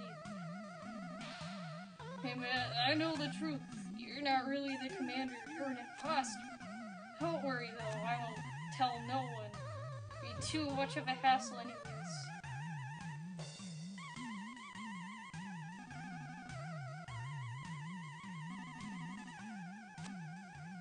Oh yeah, and these guys apparently moved from Club Titiboo to being the bouncers of this crappy cafe. Why would you even need a bouncer? I don't even know. Like, there's like, what? 1, 2, 3 people in this place. Yeah. And one of them, or actually 4, but the 4th guy is passed out drunk. Mm-hmm. So, like, this place seems to be pretty chill. I don't think anyone needs bouncers at all. Yeah, and I guess that adds to the off-putted. Yeah. Like, this whole area is just... Yeah, it's just such like, a strange area. And just couple it with the NPCs, and then it makes everything even more strange. Yeah. It's dirty, but it's a jukebox. It's a jukebox, but it's dirty. It's covered with cigarette stains and old ketchup. Try inserting 1 DP. Also, note this jukebox, and then note the jukebox, in Undertale. And compare the similarities to the fact that one of them's broken and one of them is looking near broken, but it actually works. I think that's what Toby was referencing. Yeah. Was this jukebox. Mm-hmm. And the one in Undertale looks like it looks new, but it's broken. Yeah. Mm-hmm.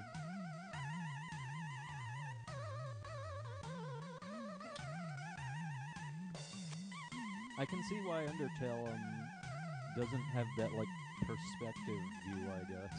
Yeah. Oh wait. It's weird. Oh, I'm sorry.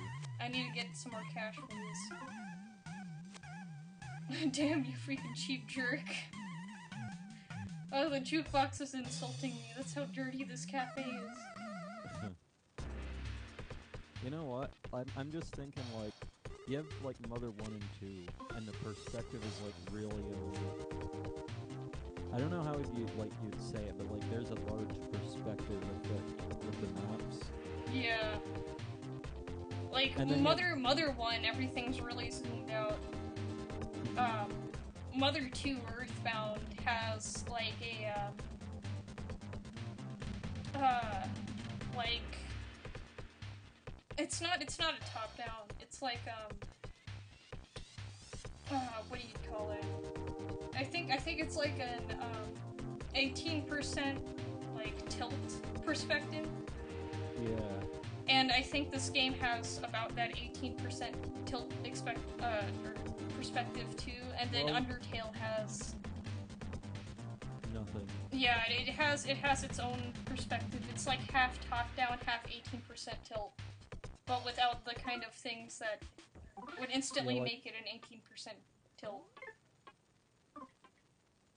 Yeah. Like, I'm just thinking, like, the sides of, like, you know, like, the walls of buildings, like, in Mother 1 and 2, they're all, like, perfectly diagonal. And then yeah, everything is built diagonally. It's just a weird perspective, and everything's zoomed out. Yeah, and then in this, like, it's still diagonal, but, like, it's a lot less. And then in Undertale, it's just straight up straight. Yeah.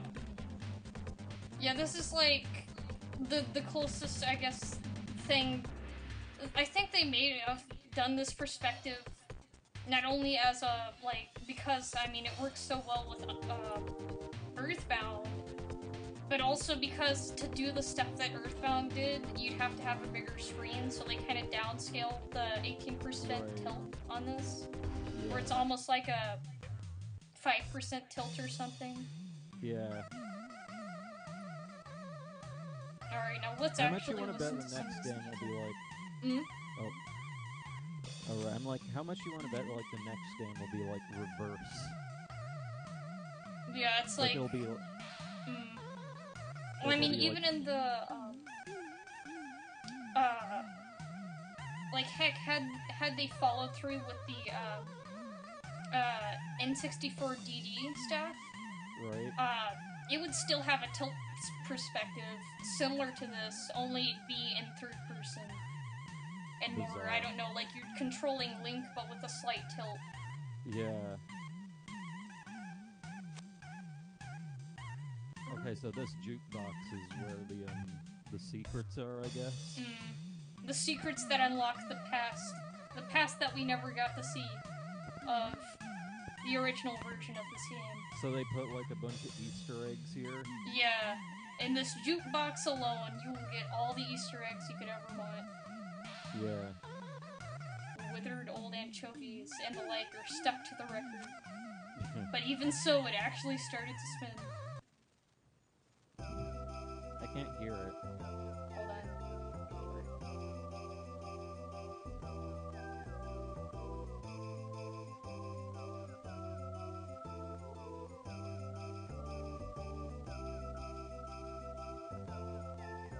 Alright, so this song, the song in particular, was supposed to be playing in the snow biome, or snow area, or whatever, that was supposed to make an appearance in the original version of this game.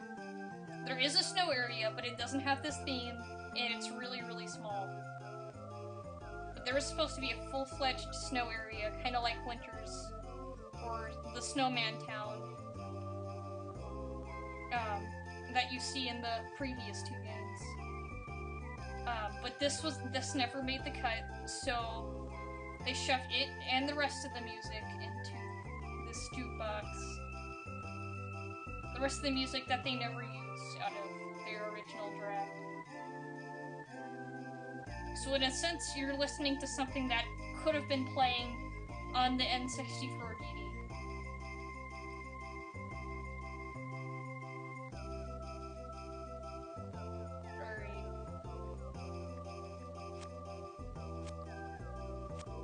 Let's go ahead and insert, after all the times this got screwed, we just want it to be, yeah, that's why they have this jukebox here.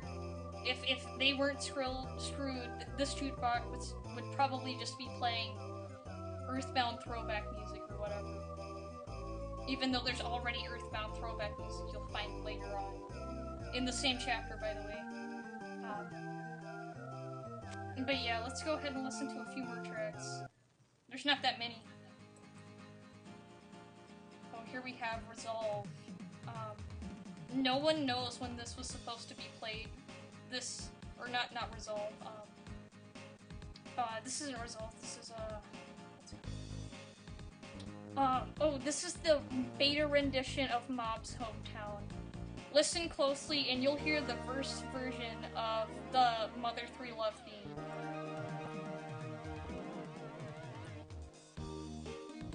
This would be playing, like, at Alex's house at the beginning of the game.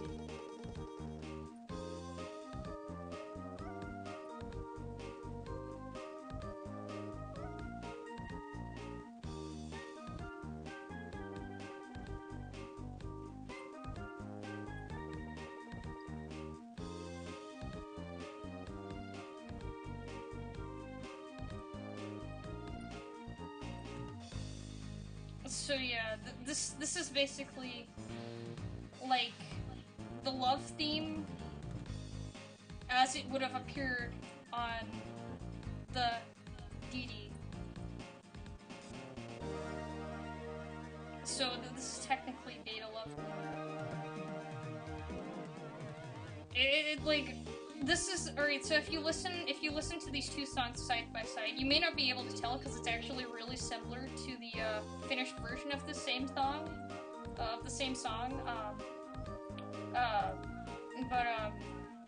if you listen to them side by side, and you have videos on YouTube that do comparisons like this,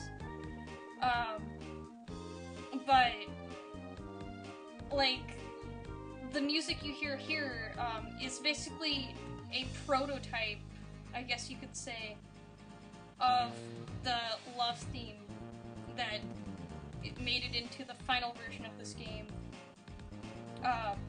basically you need to compare Mom's Hometown, which is the real name of the Finnish version of this song, and I forgot the Finnish version of, or not the Finnish, I forgot the name of this beta version. I don't remember the love theme. It's pretty hard to catch at the beginning of the game because you only have significance to it at the very end of the game. I don't think the song even gets a name in the entire game. Like how in the other games, they were given, like, the 8 melodies. Like, characters actually named the song the 8 melodies, but here, none of the characters ever refer to the love theme at all. So it's basically just a game, or a name given by its title alone.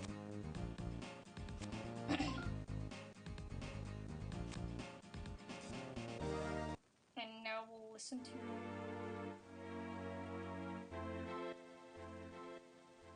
this song, which some people say is supposed to be like the beginning of the game theme for the DD version, and I could kind of see that. Like, imagine if this start up or something, and then a lot of other people say that it is probably some kind of like early beach theme, which I understand even more considering the steel drums.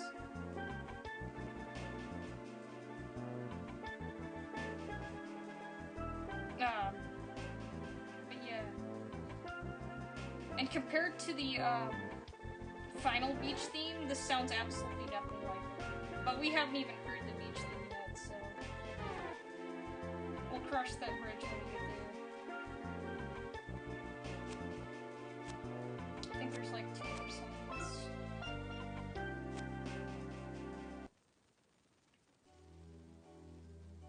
Oh, here's Resolve. This is a song that absolutely no one knows where it was supposed to go or what it was supposed to mean. But it's a pretty great song anyways. And I almost wish it was, like, legitimately used somewhere in this game rather than just as an Easter egg.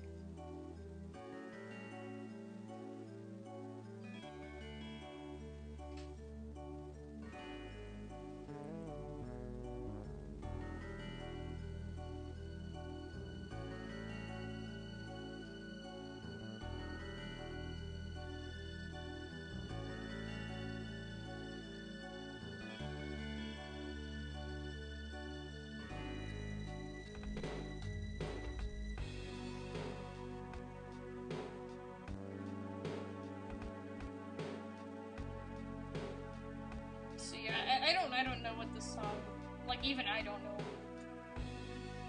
Like, maybe for, something dealing with claws or something, or Kinoa, I don't know. If you wanted to listen to the full songs, you can find them all on, like, the OST collections of Mother 3 music, if you wanted to listen to the full thing. But this song is actually, I think, like 3 minutes long, so I'm just gonna move on. Oh, not the snowy thing. There's one more that we haven't seen yet. No, it's Tristan.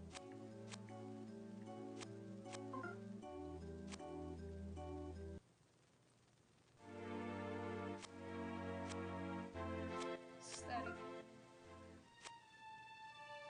Come on, there's like one song. Oh, here it is.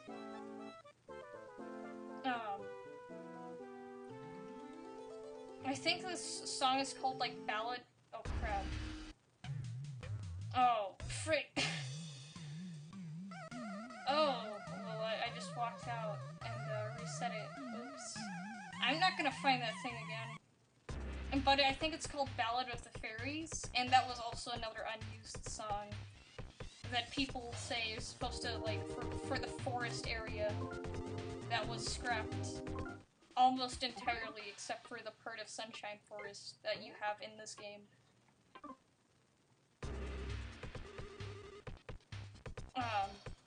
But yeah, that was the music that they snuck into the game.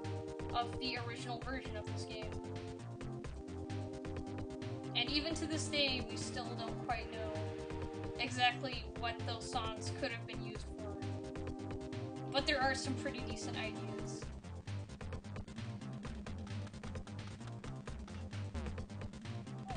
I'm gonna do that thing again. Let's progress this some more.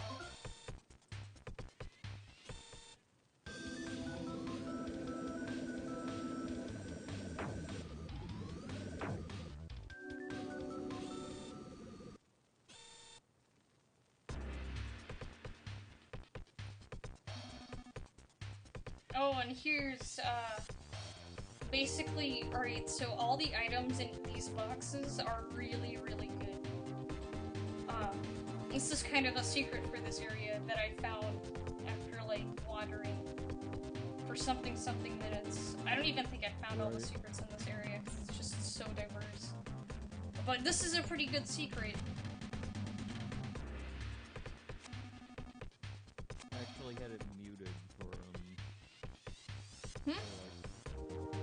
I wasn't talking. Ah, okay.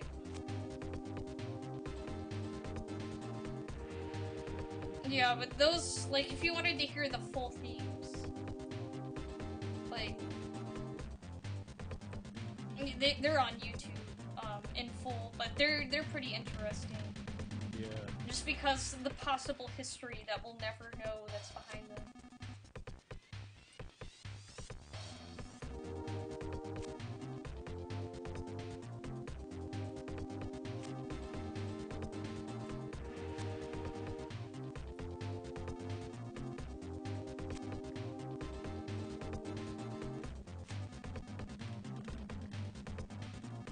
And basically, what you have to do is convince this guy to give you one of his present boxes.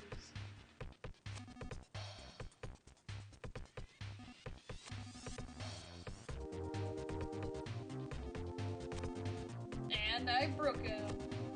But unfortunately, now I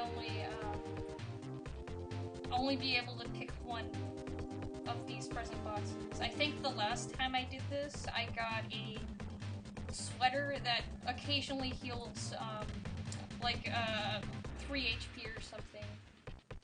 Similar to the apron item in Undertale. So, let's see if we can find a good item.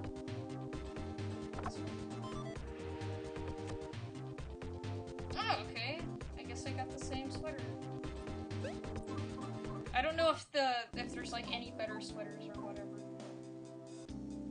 Oh, you actually wear it too. Yeah. Like, as I said, it's a lot like the apron item in Undertale. It occasionally heals, not only does it add defense, but it occasionally heals your character by a few points. Right. So let's figure out who needs this the most.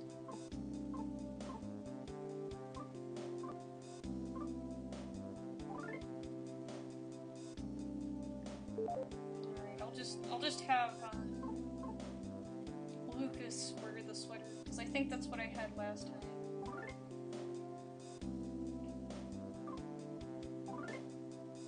And then I'll give Duster the fly charm.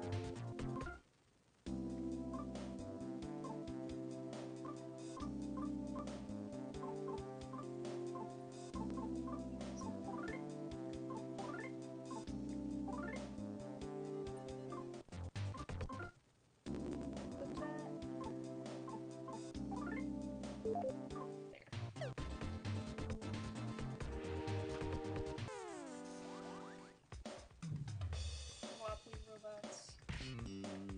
Now this is the complete version of those broken things that we saw earlier.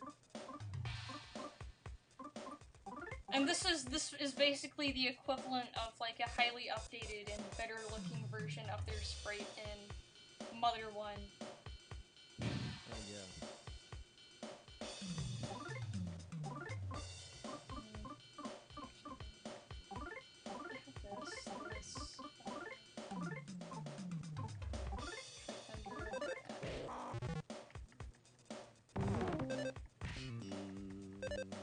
See, it healed 2 HP for Lucas. focus, even though, like, he didn't even have any damage on him.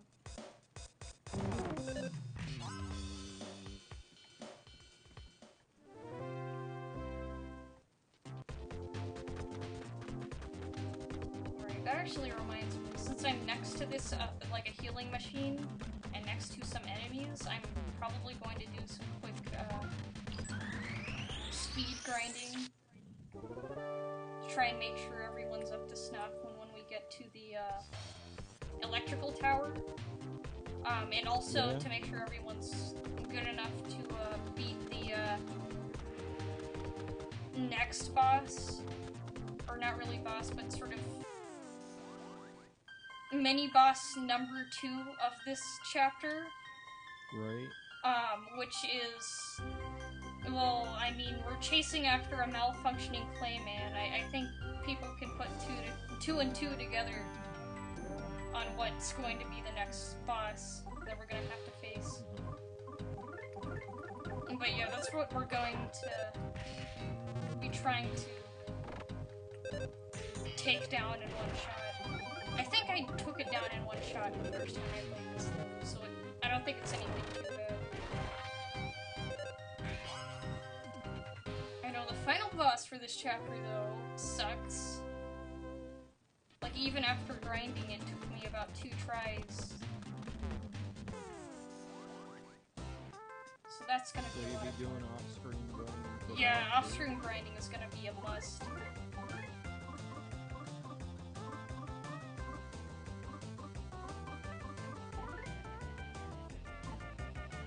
Let's see what happens with this siren.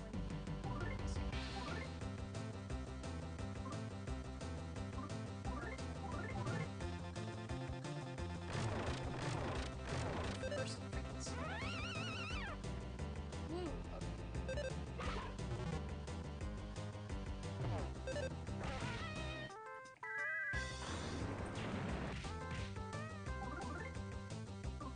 Oh, actually, I missed, another slight, Easter egg that has been hidden across the Mother series that I keep forgetting because it's a memory that I hate remembering. But there's a mini-boss, technically a boss, but also not really because it's not a Sanctuary Guardian, in Earthbound, known as the Wobbly Robot, and it's something that you have to fight in the Monotony Tower in Forsyth, and that's a boss that caused many pain and multiple agony when I first fought it. But that's actually named after the Wobbly Robots in Mother 1, and also the Wobbly Robots in Mother 3, despite the fact that it looks like neither of them. It's almost its entirely own enemy. But that's a terrible boss, and I hate it. And just another reason why I may not ever play Earthbound on stream legitimately. Oh, right. Because of that boss and a few other instances of major grinding.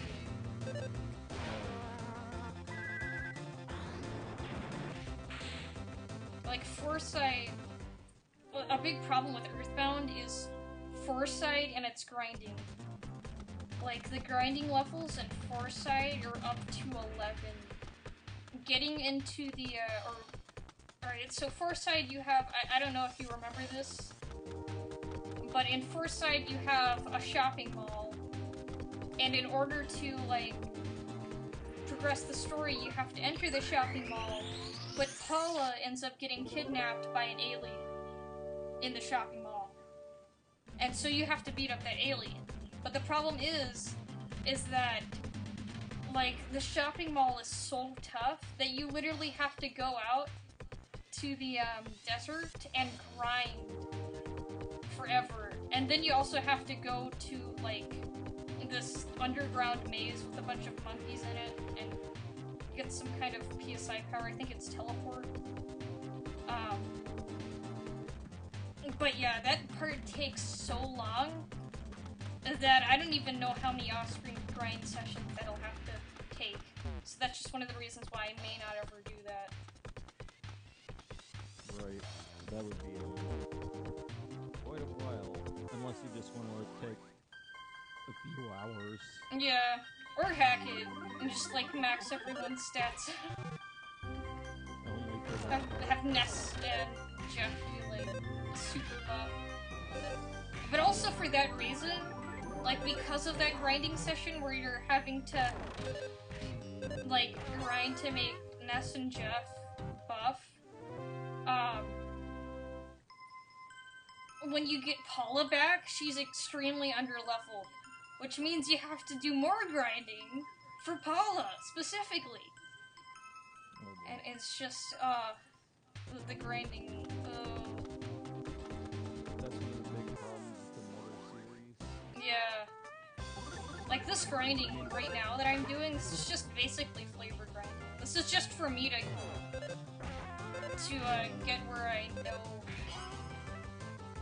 everything's good. Like, it's a lot of layered grinding. Basically, what Mother 3 does is it makes powerful enemies, which end up usually being mini-bosses or bosses, or maybe just, like, really powerful overworld enemies that you occasionally run across. And it basically gives you this invisible chart, where it means if you can defeat this enemy, you can probably defeat these enemies, sort of thing. So it's a little bit easier to manage your grinding and get things done.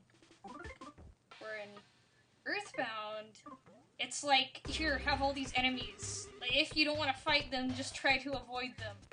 Which is kind of hard because they're always faster than you. So yeah, that is... And then Mother 1 is like, literally... Mother 1 wants you to die. It has everything out for your blood, basically. Like, Mother 1 is a malicious and terrible game. But it's got a good story.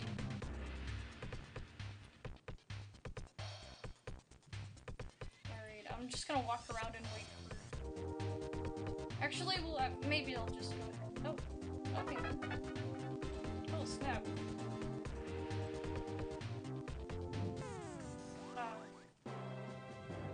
Atomic Power Robot is yet another name for an enemy that has been passed down from game to game in the series. And every single time they've looked different.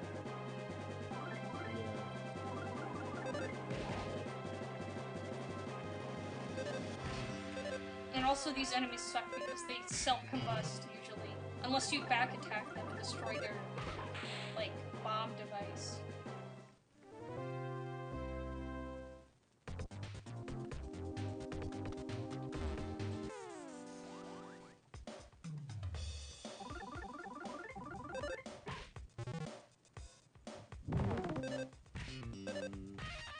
I think everyone's mostly decent at this point.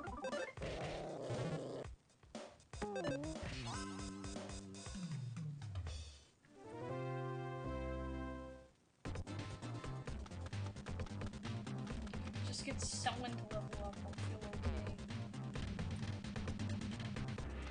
Like, the only characters that you really have to worry about in this point in the game are mainly Kumatora and Boney, because they have such low HP and defense. Boney's a little bit better, but Kumatora...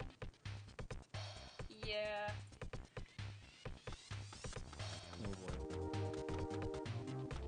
There's something about the, I guess you could say, Paula clones in the Mother games have always had, like, the worst HP ever. So grinding for them sucks. Like, it doesn't matter what game. Like, it's always gonna suck. Could you ever...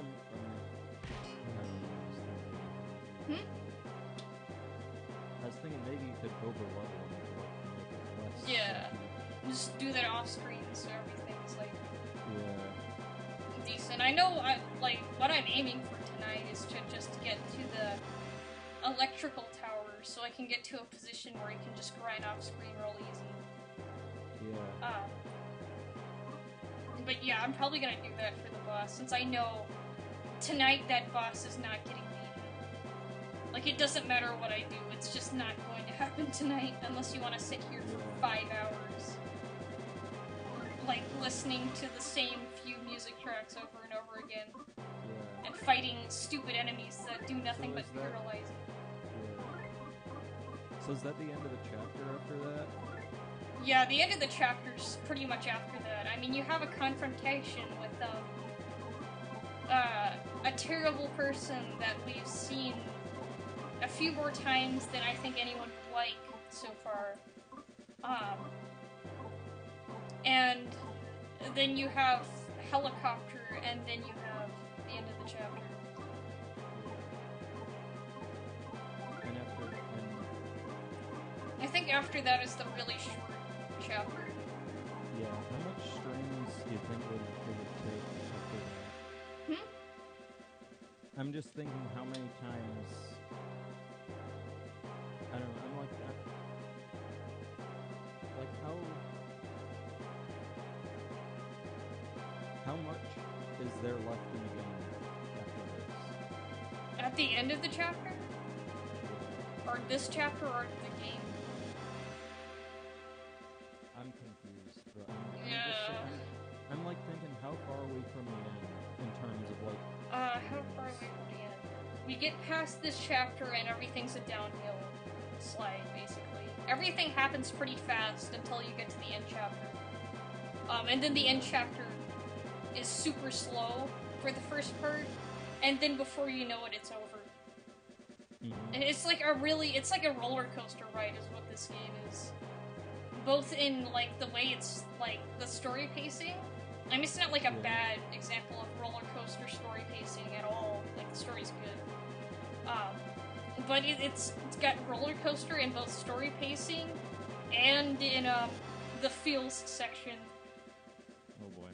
Yeah. At the end of this chapter, and well, technically the beginning of the next chapter is, like, just solid feels. Alright, let's go ahead and, I don't know, freeze this game.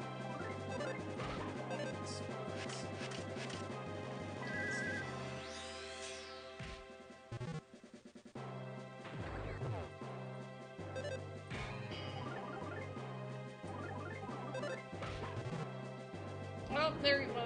Yep. And critical damage to everyone. Except for Bonnie. He got safe the trouble.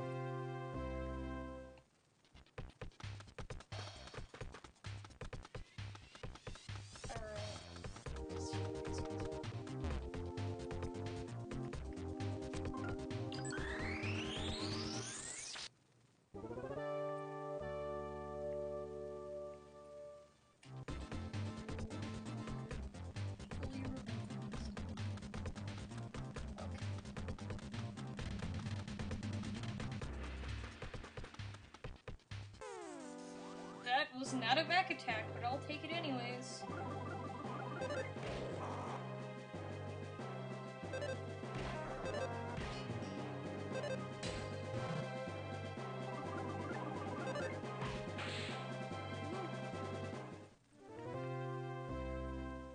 Someone level up soon.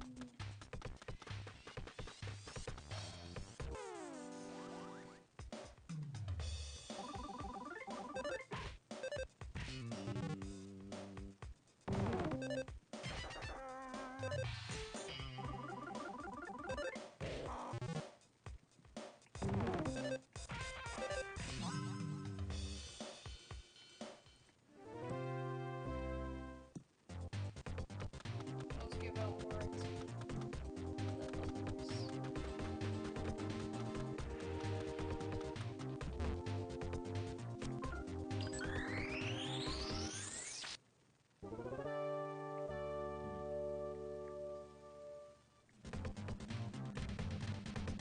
Alright, I guess to top off this, speed grinding, I'll just go over here.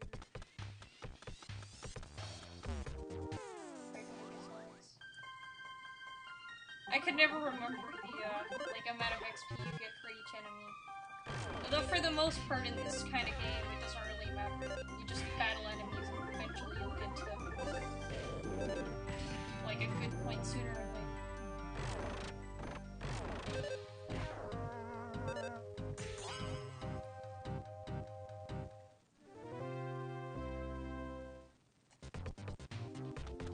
I'm gonna check the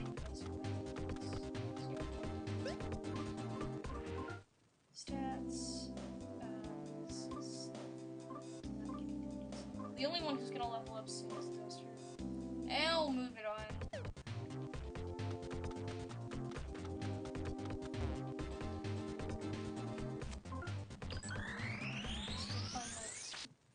Trash claim it.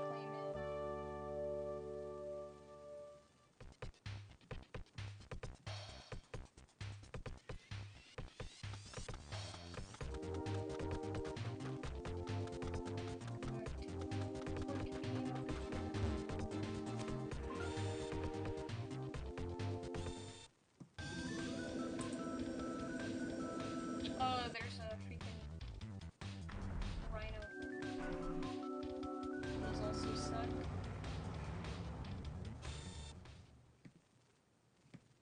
And here we are!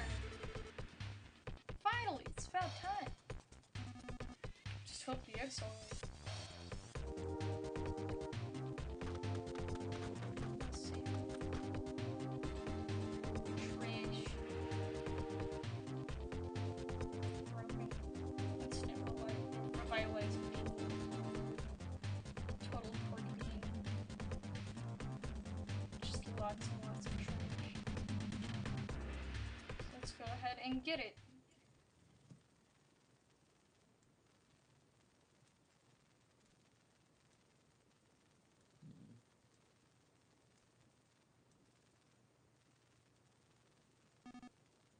What is that?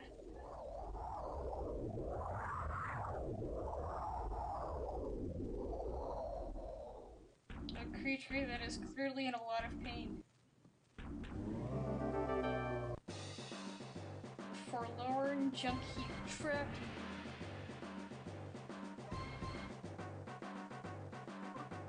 Alright, this thing, if I recall, is not actually that bad.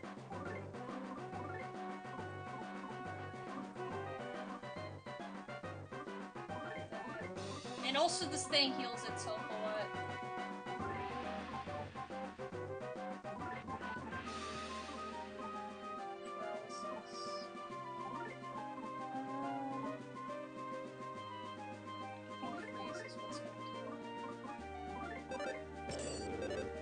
Also, this thing has a shield on it when the battle starts.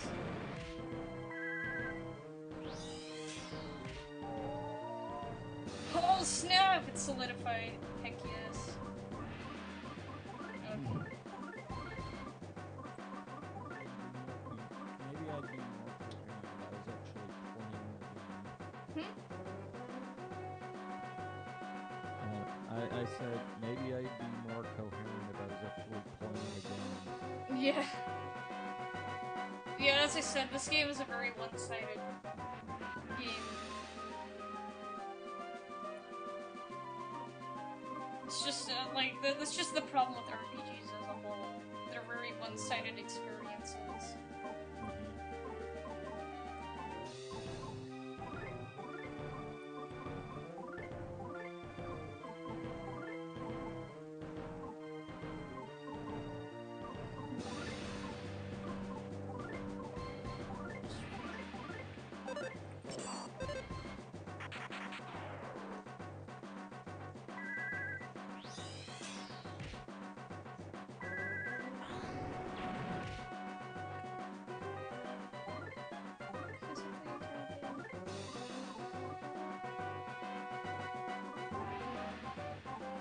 Let's try this.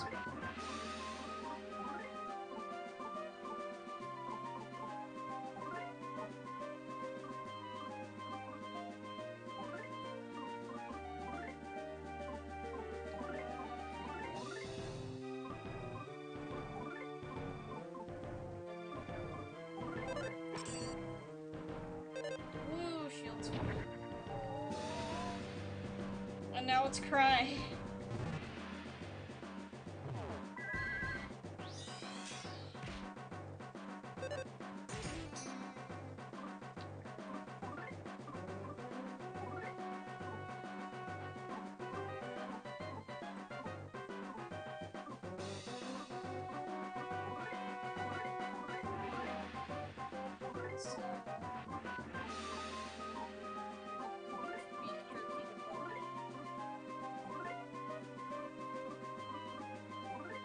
continue to freeze it, because that seems to be doing a lot of damage.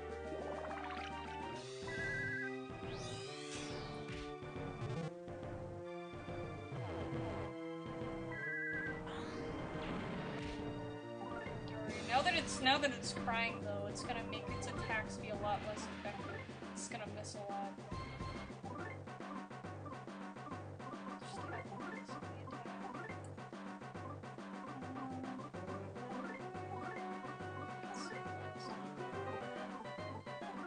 Just continue.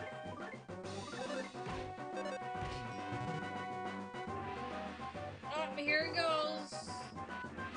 It's gonna start doing this. Hopefully we can kill it before it starts healing itself.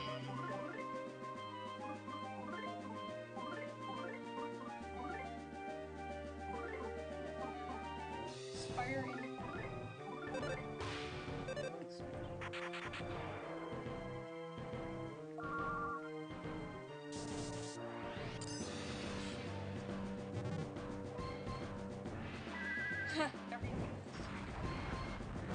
Oh, okay, fire's even better. Alright. That's cool, that's cool.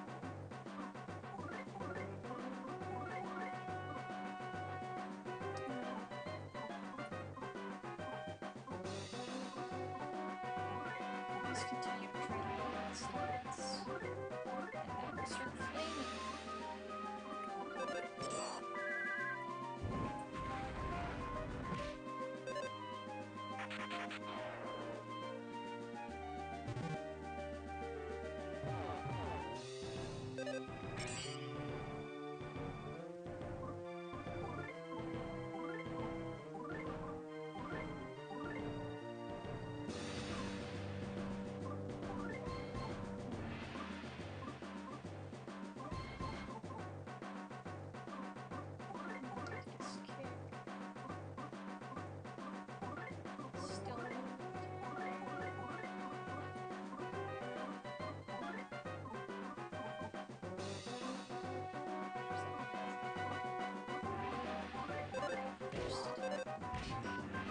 Oh, sweet dad. Yes.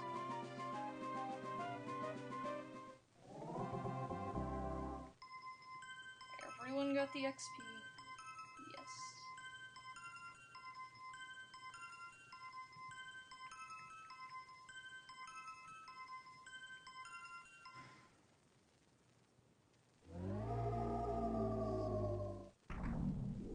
Just melt to health blob.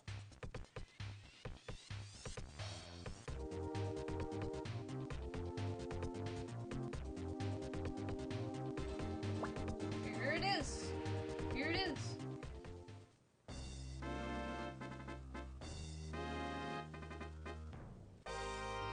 Got the egg of life.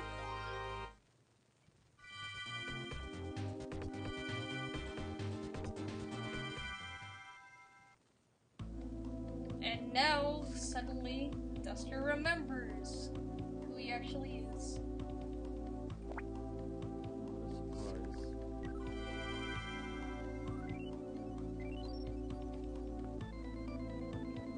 So is that the thing that makes... This is the thing that holds the memories. So it's no wonder how he remembered after finding. Yeah, is it also the thing that made him forget? I don't think it made him forget, but like I think that's just like probably the river and being hit on the head by a rock or something. I don't know. But like the function of the item is to hold memories of people's pasts. So hence how he remembered by finding the thing again. Yeah. Now I see, I really am Duster. I'm Duster. Guys, I'm Duster. I remember now, I really am Duster. Yahoo! I finally have my memory back. Awesome, we did it. Yep, you're Duster. Duster, Duster. Keep telling you that as many times as you want. Now don't you dare lose that egg again. You've always been Duster, you just forgot.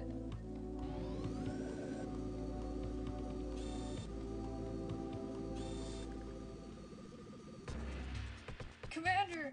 What are you doing moving around in a place like this? Heading straight to Thunder Tower. If anyone needs to use the restroom on the way there, please hold it in. Hit the pedal to the metal. I'll throw them right back in there.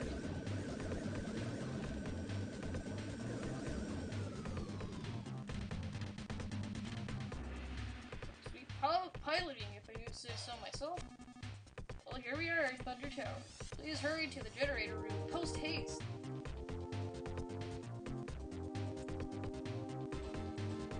But yeah, so now that we have the important egg back, which if it's like a first-time playthrough, you still wouldn't be able to tell exactly what the importance of the egg is. In fact, the game tells you at the very end of the game, so you won't be knowing for a long time.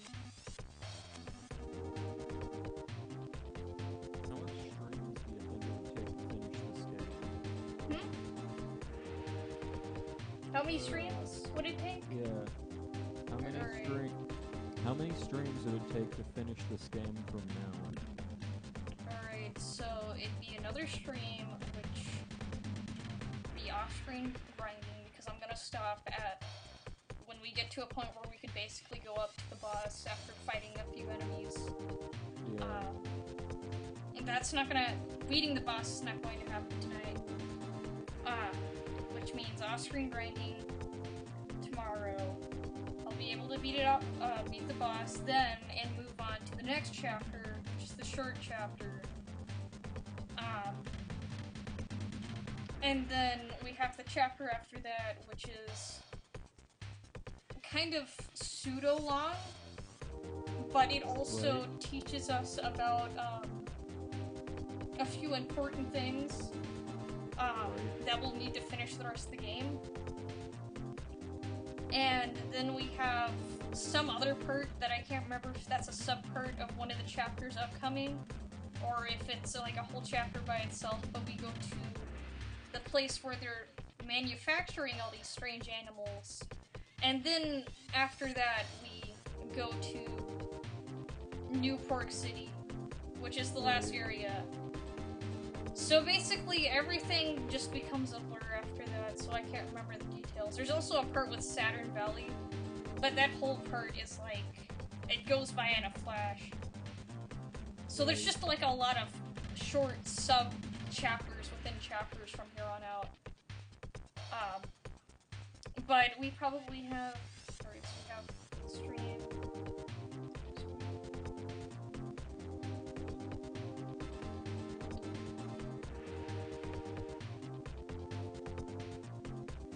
I think we have about 5, maybe more, maybe less, more streams before we get to Newport City. And then Newport City, I have no idea how long that'll take, but I think at longest, 3 or 4 streams, just because it's such a freaking massive chapter. Right. So that's like 10 streams. Yeah. So... You need to get more time to play this, so that's gonna be the whole summer. I need a... Like, what I need to do is figure out if next Tuesday and the Tuesday afterwards are going to be bad. Because I think I'm just gonna start playing it on Tuesdays too, if Tuesday stays the same as it was this week. Yeah. Because if I'm gonna finish this thing this summer, it's definitely going to have to happen via 3 days rather than just 2 days per week. Yeah.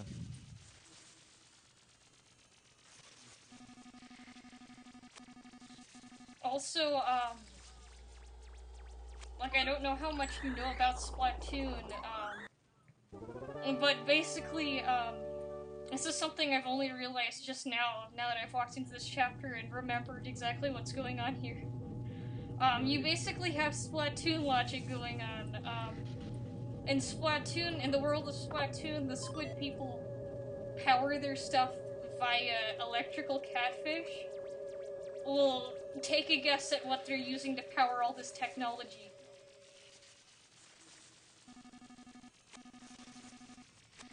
I don't even know. You'll see soon enough. closet. I think she's natural. Alright.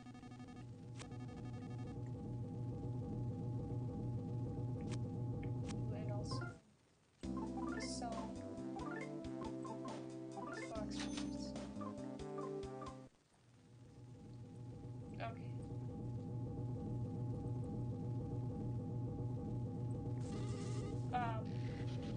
I think it's like the coming room is when you see.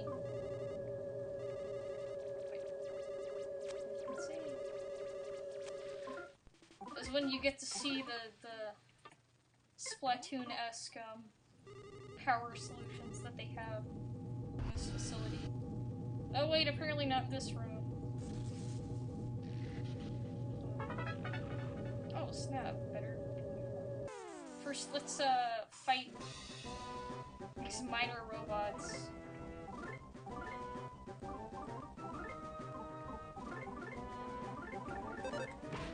And literally all of the enemies in this facility suck. So, like, beating these guys is absolutely no problem.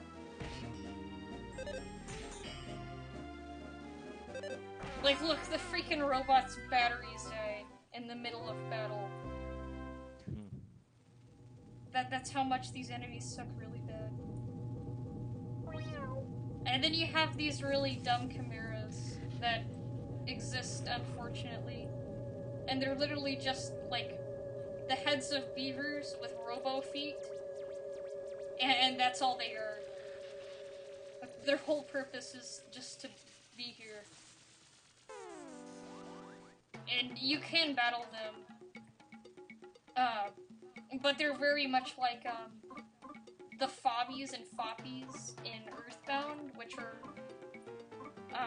like these circular blob enemies that also exist for, like, just crappy purposes, and on their own, they suck, but in groups, they'll start using random, powerful PSI techniques. So technically, these things are dangerous. But also not really, because they don't attack you unless you attack them.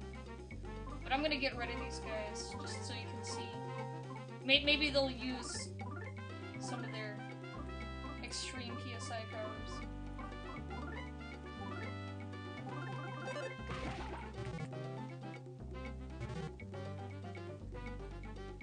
Yeah, and then they do this stuff too. They just basically stall in battle.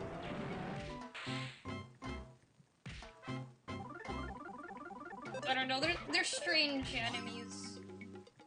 And their existence is meaningless. Like, I think the dex entry for it is that they have, like, no use at all. I haven't even read the enemy dex in a while. Is this where they have them? Yeah, here we go. I present to you the maximum source of power. Hold on, the stream hasn't even caught up yet.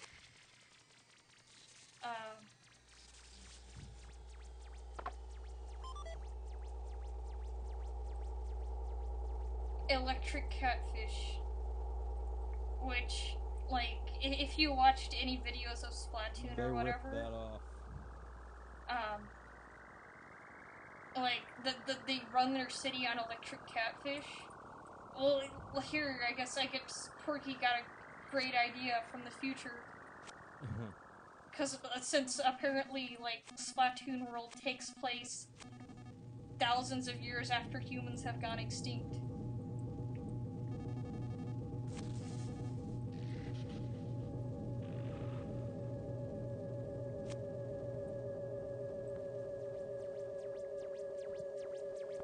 All these people just have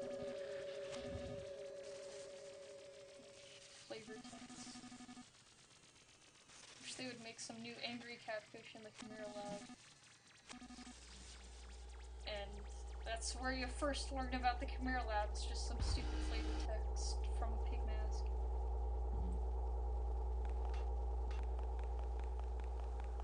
But that's like way from now. Yeah.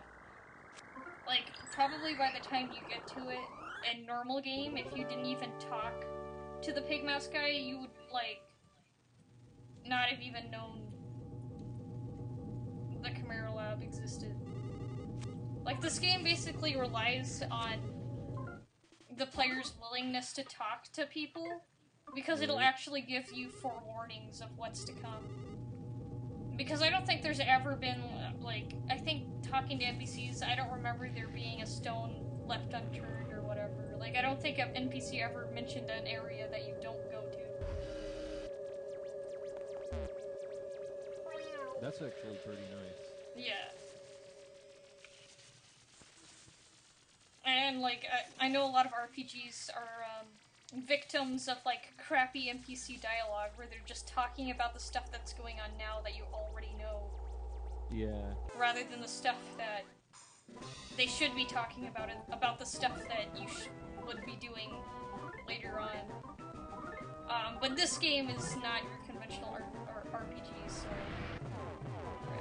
Yeah. So it's a lot better at making the NPCs generally better. Man, everyone's eating You know, I kind of want this game to be over. I mean, I do, but I mean, I don't, but I do. I just wish it didn't have, I almost wish that it wasn't an RPG. That it was just, like, world's first walking simulator game. I mean, so it can just give us the exposition and not make us do whatever this is. I mean, if you look at all the games that, like, look at all the Vinesauce streams. Yeah. I don't know how many games they've done since we started this. He's got like over 100 lists of Let's Play stream compilations. So like over 100. And probably even more on Vappy's channel. Which has like, Vappy has the older, like, from 4 years ago Vinesauce streams.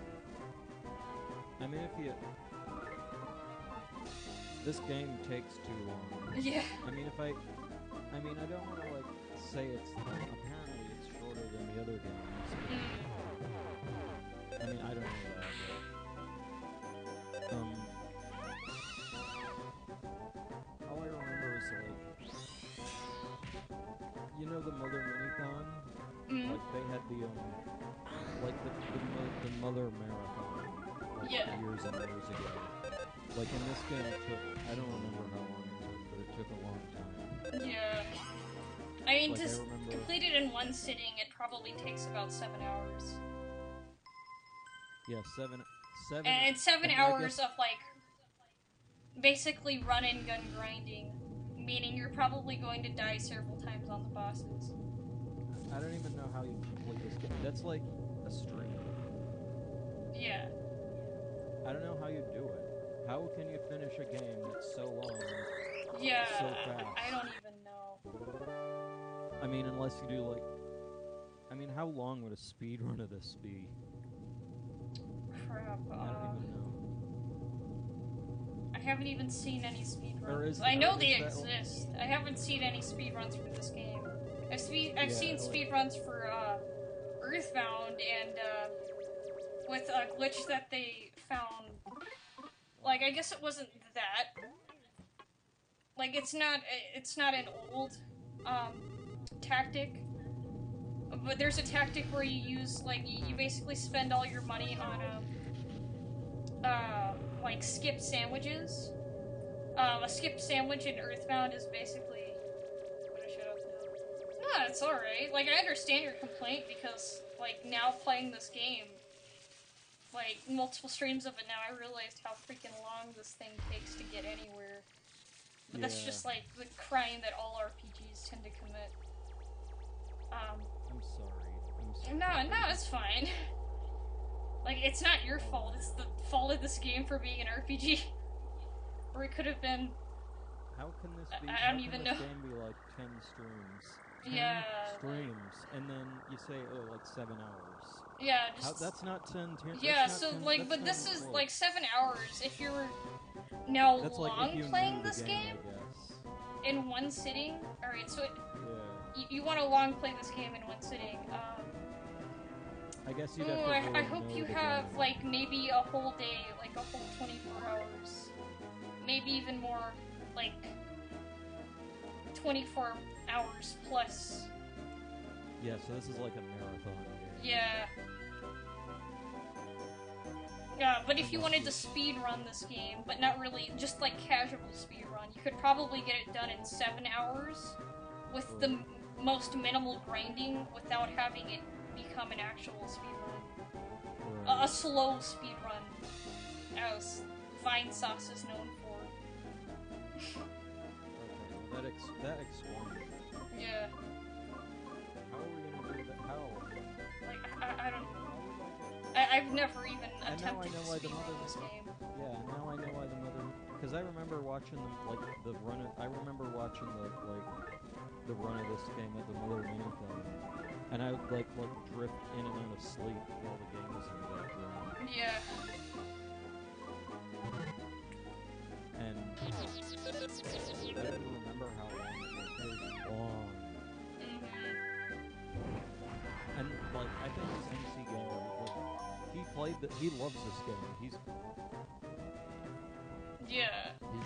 And it's not like it's a bad game in any means. It's just freaking because, like, once again, it commits the cardinal sin of every RPG ever.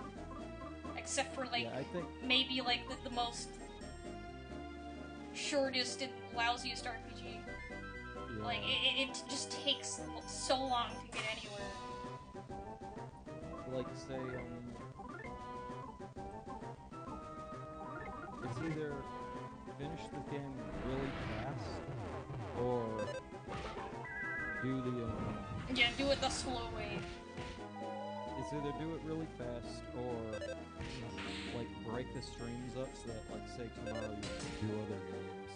Which I think you've already decided. Thus, the reason why I'm probably going to be playing some, sweet Quest 64, which is gonna be so much fun.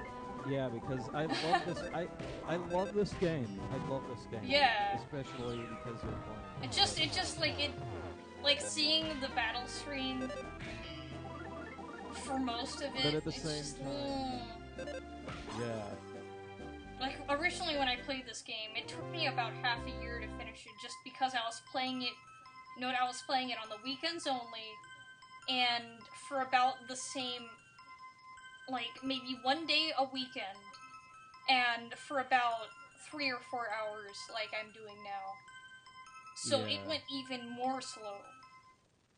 So this game just... And also to make it worse, because I had never played this game before, things went even more slow. So...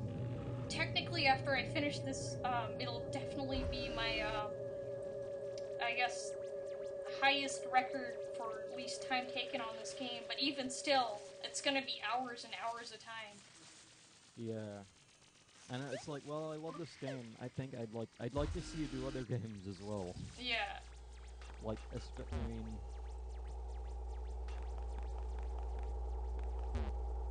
Like, I don't know, I've got several games in my,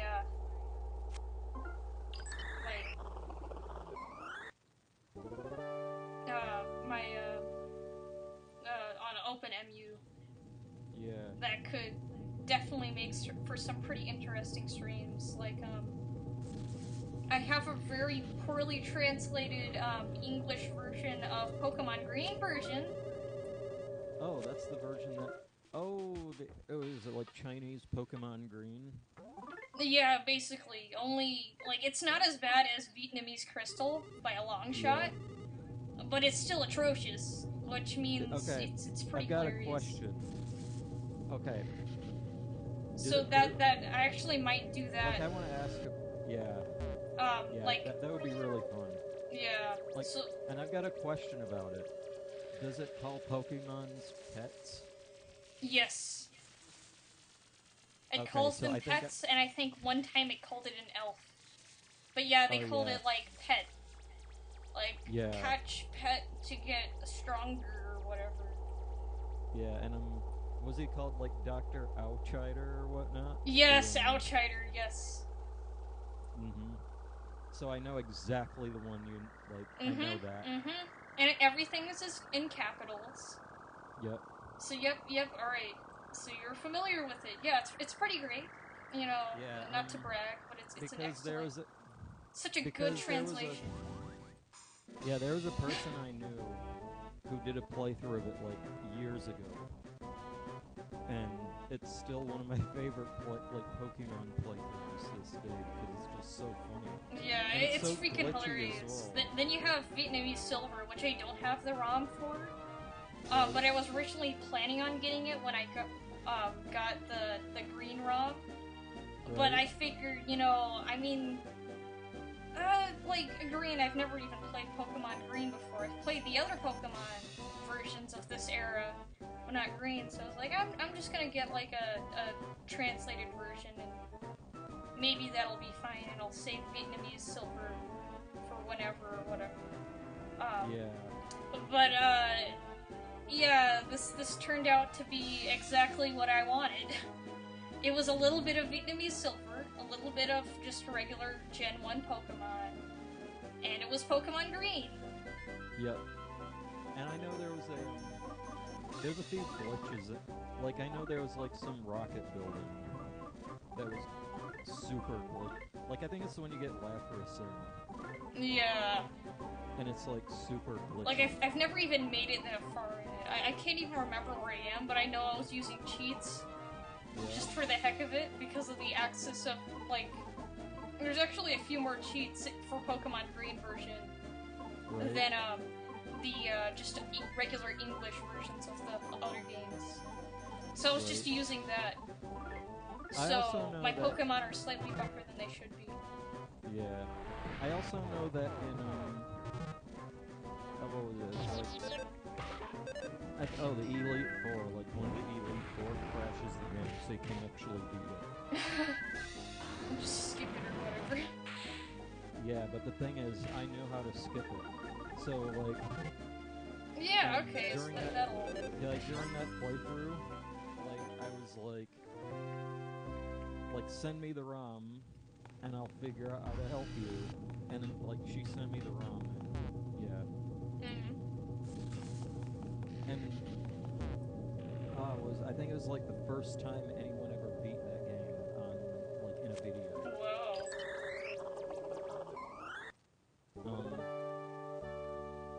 There's, like, a few, like, characters that... It's like they say something really glitchy and it crashes the game. Well, I think I even remember having that happen. Like, I haven't played that ROM since last year. Like, the start of last year when I got OpenMU. Like, that was one of the first things I did on OpenMU, is got a bunch of Pokemon ROMs. Like, I have Leaf Green. Like, I'll probably, like... Okay, so, like, basically, one thing I used to do with, No Money GBA is that I'd play hacked Pokemon ROMs. Right. Like, the crappiest ones I could find. And so I might go ahead and play some of those. This actually sounds like a pretty good idea. Get out of the way.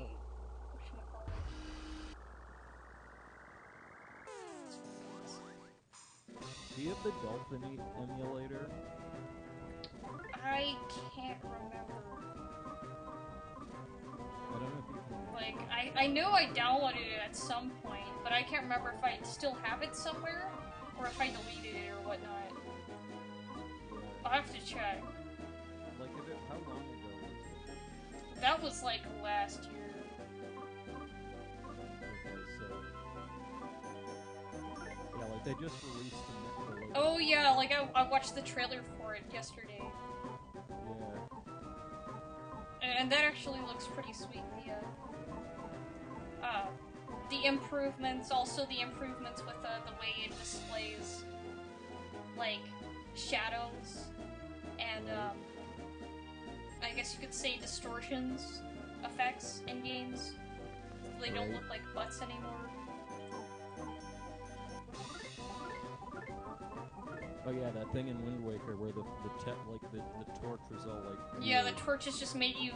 just took your reflection and made it all wibbly instead of what it does in the actual game. Yeah. Oh, and I remember the fix for that. It was like... what was it, like... it was... the fix for that was like one character in the whole... like, they changed one character and fixed it. Wow.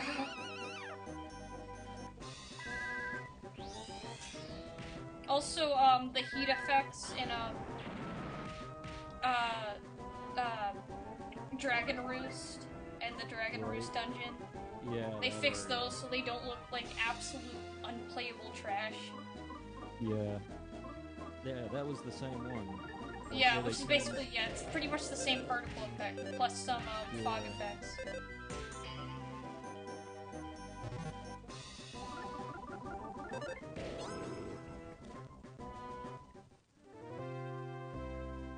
I think the only problem with the, Dolphin emulator is that because for the most part, even for the 64 games on OpenEMU, I just use, mouse and keyboard, mainly just keyboard. Because, like, Mac is known for its unfriendliness to, using controllers on emulators. I mean, it's known for its unfriendliness with emulators. But it's really hard to get a freaking controller to work on Mac emulators. So, I'm gonna have to toy around with that. I have PlayStation 3 controllers, so... maybe I can get one of those to work to make, crap.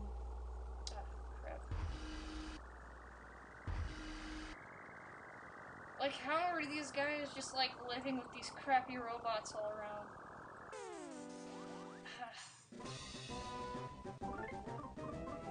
I can't even remember where I'm supposed to be going in this place.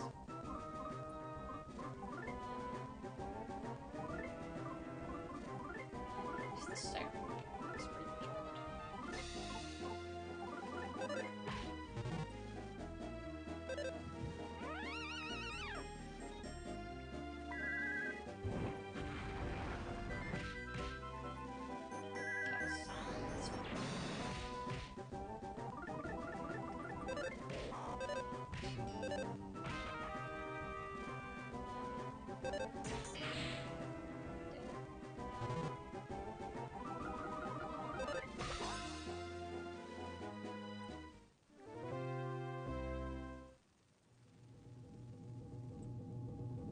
more exposition room. Just talk to the captain. Commander, have you changed your party members? And that dog-leg fellow at the very back. Certainly is dog-leg. Like the way he walks, for instance. So cute. It's a freaking dog, you idiot. It's not dog-like, it's a literal dog. I'm trying to lure this robot guy upstairs. Whoa, alright. It's a lot easier to deal with both the robots and the batteries when they're not in the same battle.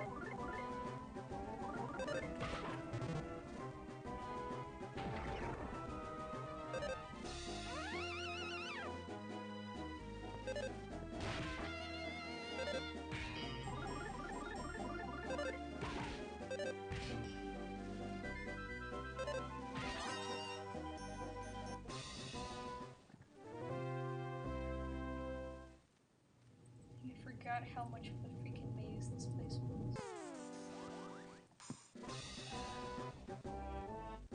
Oh yeah, I guess just like a piece of stupid trivia, that there's actually an unused version of one of these batteries, guys, called Alkaline Man in the game's files. So, I guess there was supposed to be a stronger variant, but they never got around to implementing it. Yeah. There's a few enemies like that, and I'll talk to them whenever, or I'll talk about them whenever they get to that point. But yeah, there's actually quite a few unused enemies, including a few that don't even have sprites, just names. And you can even battle most of those. They're just, like, invisible, though, and have no stats.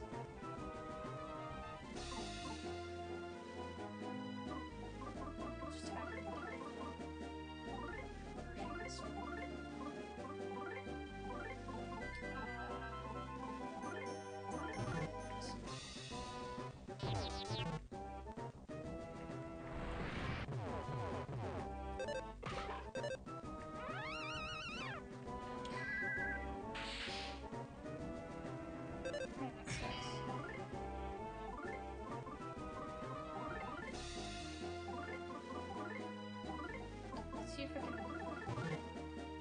fire it.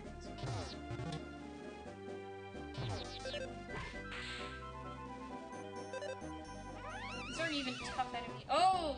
Whoa, it worked for that. Okay.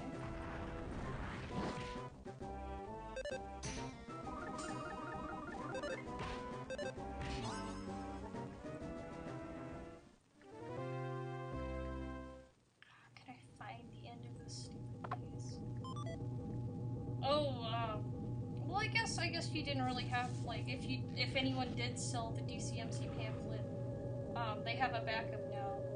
I don't even remember that being there. Oh, just a bunch of whatchamacallits.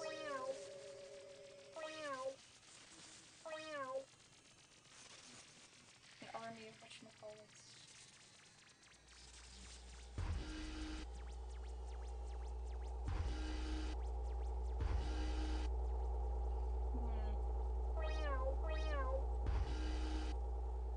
I can get that robot to disappear. That would be nice. Now time to utilize the classic tactic of leaving and entering a room to make different overworld enemies appear and disappear. It's not happening. Now, what could we play? I still want to see it play Super Metroid. Yeah. I don't even have the ROM for that downloaded yet, so I'll probably do that tomorrow if I remember it. I can get it for you right now. Yeah. So maybe yeah, that might work. Alright then, hold on.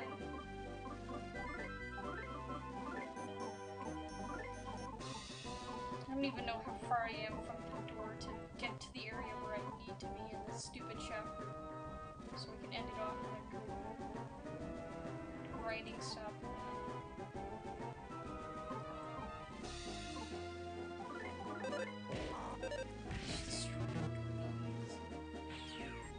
We're just gonna throw a bomb.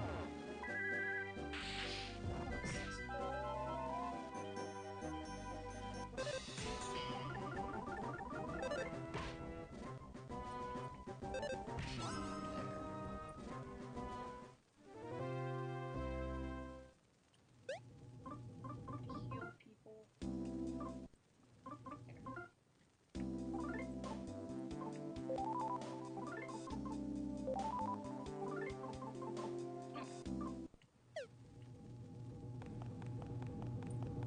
I don't want.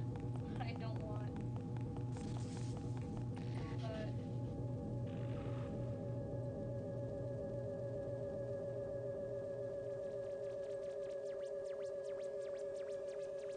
approach robot. All of far away from these stupid battery guys.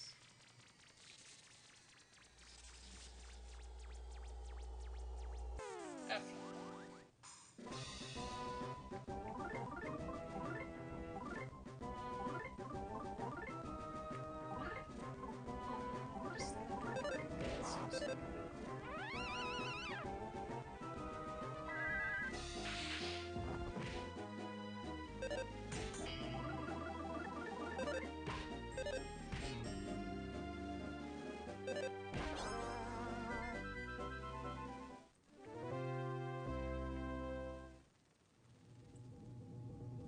You know what?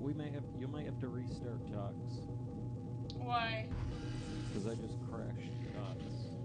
It's still going now, but it's like a zombie. Oh, okay.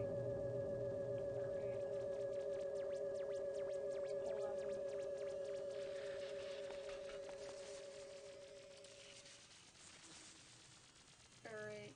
I'm gonna go ahead and restart, so... Okay.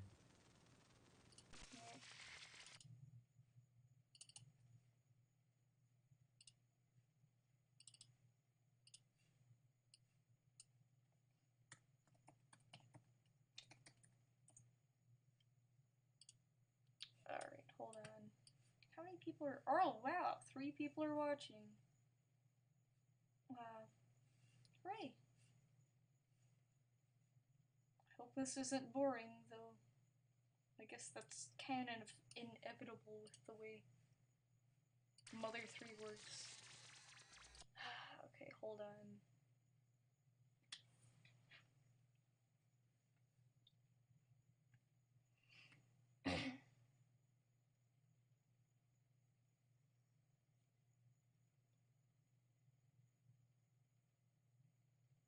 Okay, here we go. Hello? Hello?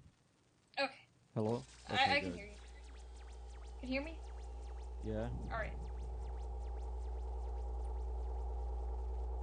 Yeah, but I checked the viewers, and apparently 3 people are watching. That means 2 people are watching. So Well, I think one of them... I think you're watching, and I'm also yeah, watching. well, I'm on... I don't know if it counts if you're on the, because I'm on the dashboard, so I don't know if that counts if you're viewing your stream It'd be from the dashboard. stupid if it did. Oh, okay. Alright, so that means one other person is watching. Hooray. Yeah, at least one other person. That's great. Yeah, I'm glad that you're somehow getting as, like, more enjoyment out of I am from playing it, because this part sucks more than I ever thought it would. Oh my gosh. I don't remember it being this bad, this stupid maze. Yeah. I remember these robots sucking, but not whatever this is. It's gotta be something I missed somewhere. It's not here, because yeah, it's just definitely not there.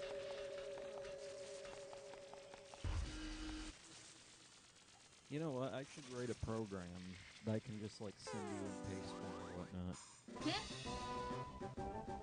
Or a program for what? I don't know. Maybe, I don't know. I'm just thinking. Like, say, I'm just thinking, like, write a Python script or something, and I don't know if you can install those or run them. I have no idea. So, yeah, if you can't run it.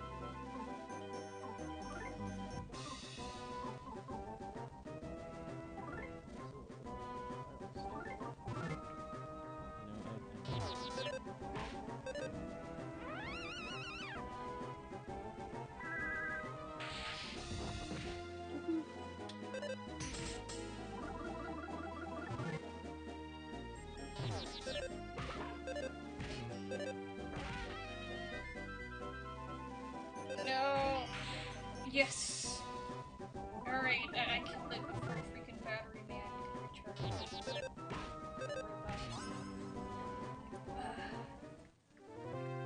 Wait a minute, I think I know where you need to go. Alright.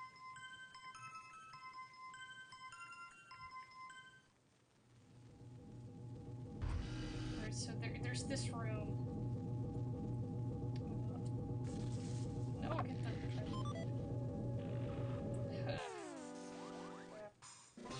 Just... I think I'm gonna run from these guys. No! Run! Dang it!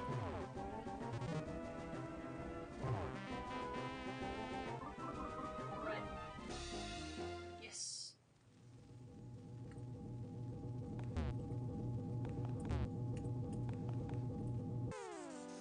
Okay, this one's so bad. Attack.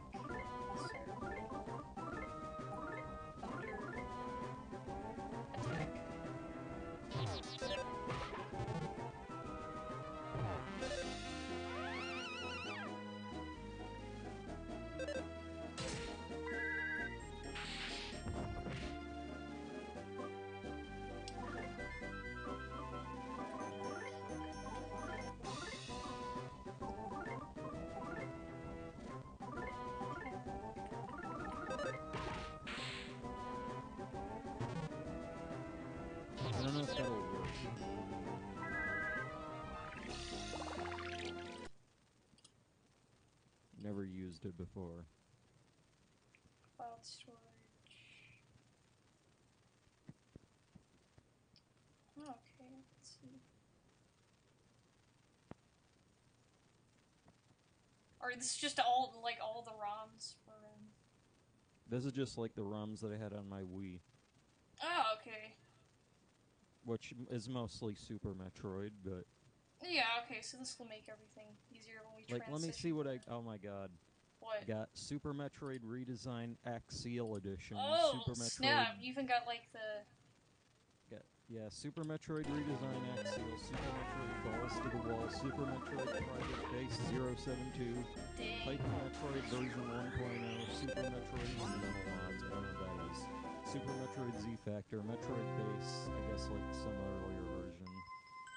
Wow. Super Zero Mission 2.3, Super Metroid Aris, Metroid Airy, Metroid Legacy, Darkholm Hospital version 2, Super Metroid Impossible, Ice Metal, Phazon Hack, Golden Dawn, Darkholm Hospital version 1, Super Metroid, like the original, Metroid Super Zero Mission, another like Super Metroid that was on Virtual Console, Super Metroid Searching for Items, Super Metroid Limit, and then I got the PAL version of Super Metroid, and then I got a few other games. Okay, so this is gonna make, like, downloading each one individually not terrible. Alright, thank you so much. Now I'll just be able to open that up and shove those things into OpenMU, and hopefully it'll be a breeze. Yep. Oh, dang, everyone's learning PSI. They're scaring the electric catfish with their clearly superior scare tactics. Present output power, just a little over 10 kilozaps. They're not even, like, this is another thing, they're not even using a real, like, power measurement here. Like, they're just using some kind of, like, caveman's oversimplified power measurement. Because I guess they're just not educated enough. Oh, okay, yeah. I forgot that you actually have to fight this guy 2 times in this one chapter. Oh, wow. The pork boss guy. Yeah. Isn't that also one where you flash the DCMC poster? Yeah. I think you can actually do that multiple times in the boss battle because he takes, like, a while. Yeah. So I'm gonna try and beat him now. Hopefully it'll be a one-hit run. Oh, and she got Brain Shock. Alright, yes. Brain Shock, you can just spam that all over enemies, and it usually... It depends on the enemy's IQ level. Right. But if Brain Shock works, then, they become, like, confused and can't even function and end up hitting themselves half the time. So like me during last night. Yeah! Pretty much. Although I think pretty much everyone ended up hitting themselves multiple times. Yeah. So anyways, as you see here, his fanaticism for this band definitely, like, look, he has all the this joke would never be relevant if it weren't for the fact that I'm playing this in 2016.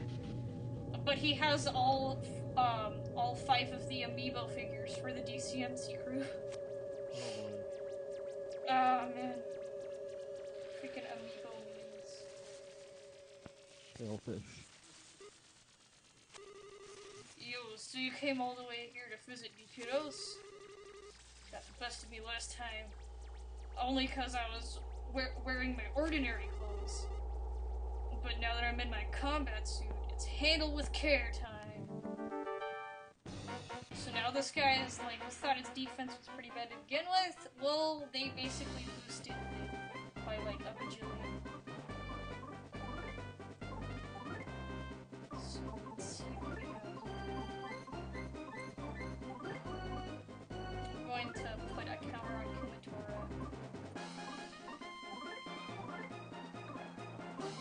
definitely use the tickle stick.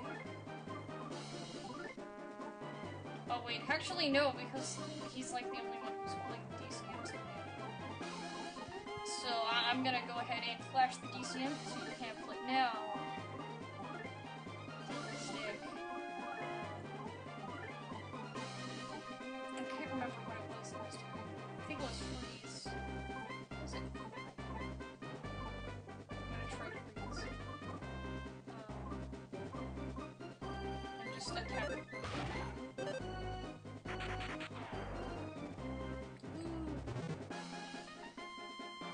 Crap.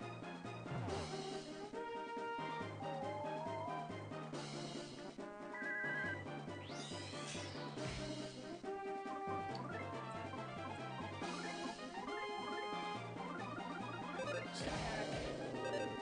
This is gonna die. Okay. Oh my gosh.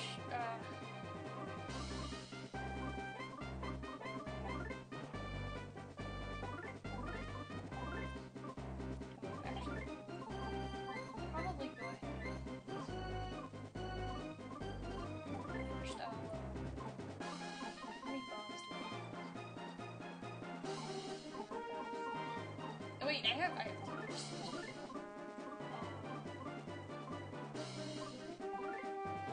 Lower his defense.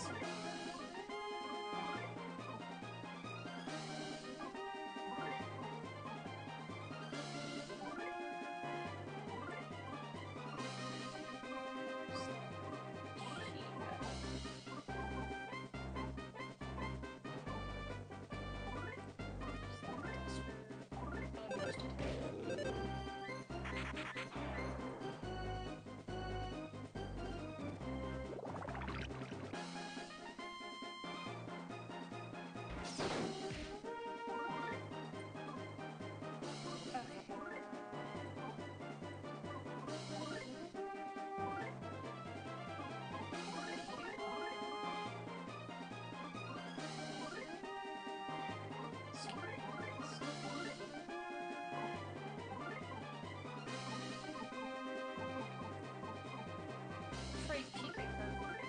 Beta, I should say.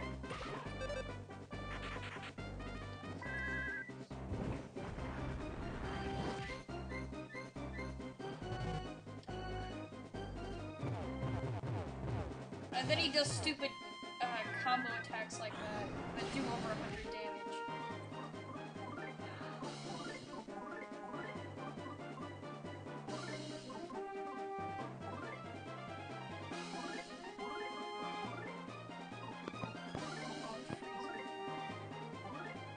Actually, no, wait.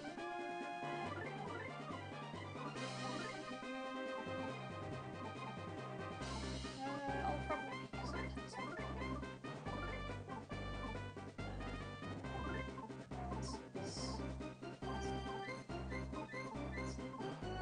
Just offense oh, that was pretty good.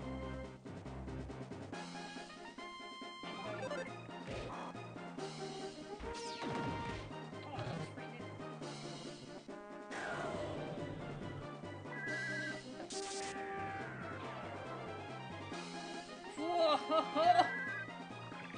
Oh man, his offense must be high because it just increased it by 31 points.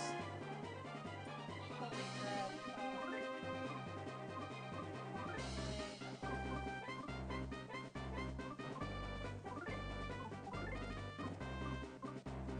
Let's try the DCM's pamphlet again.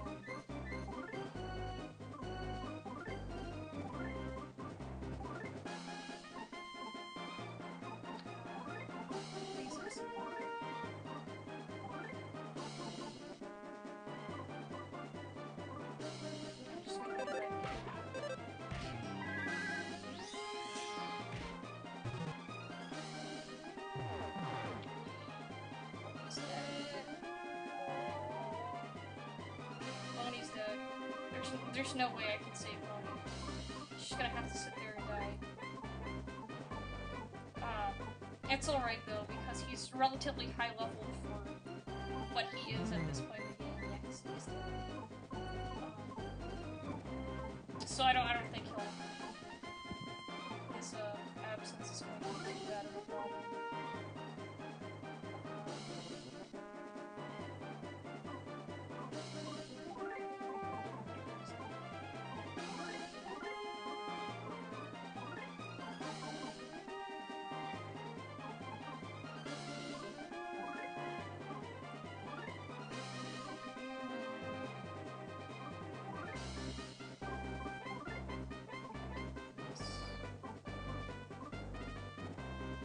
I'll try Scary Mask again.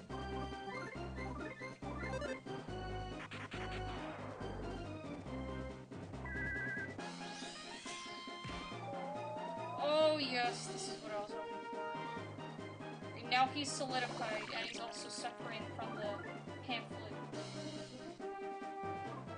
Freaking, like, using a pamphlet for a ban to incapacitate an enemy is a ridiculous idea, and I love it.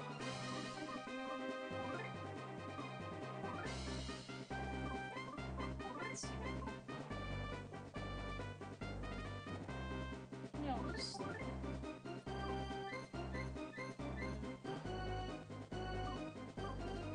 Our connection. Go ahead and put a counter on Kumatora, because she's gonna be the thing to actually save this battle if we win this turn, this time. PK. It's kinda sad.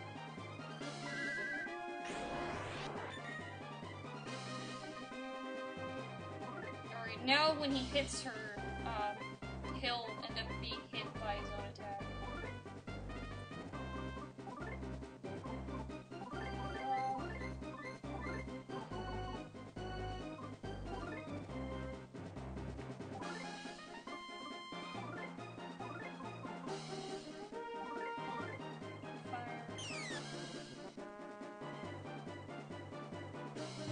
Oh crap.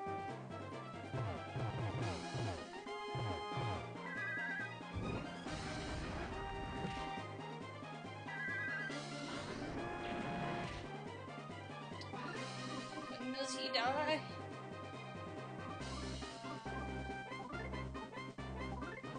This is gonna hurt.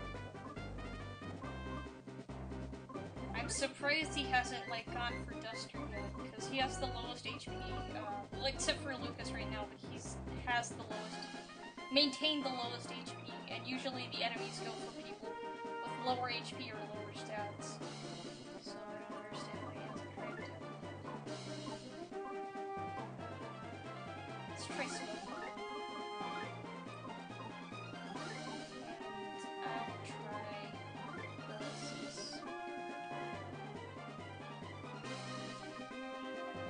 Yeah, I'll try it. Ooh, yes! Alright, he's literally, like, a few hits from being dead. Right. Oh, snap. Yes.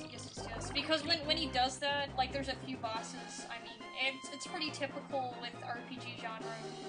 You have the boss that, like, when it's on its last few health points, it goes, like, berserk, and its offense is maxed out or whatever. Alright, so we need to make sure we beat this guy.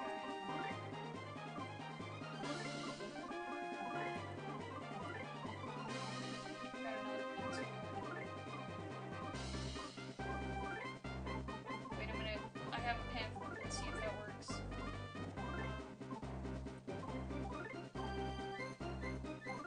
Yes. Oh, Duster. Oh, snap! It works even though he's enraged. Yes. Okay.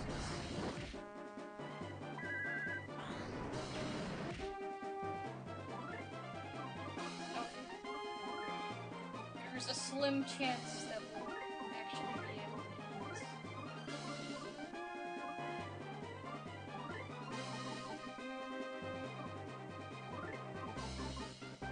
Pencil rocket that guy.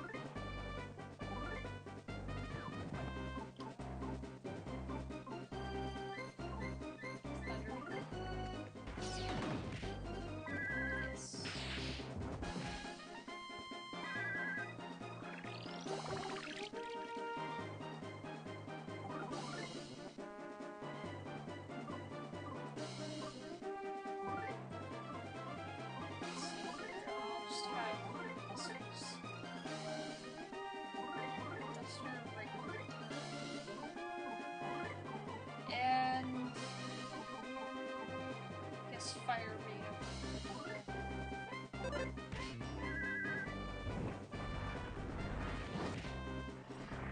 Yes! Heck yeah! Yes! Holy crap.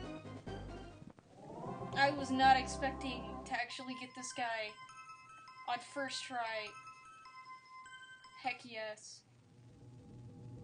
He's gone. We don't ever have to worry about him ever again.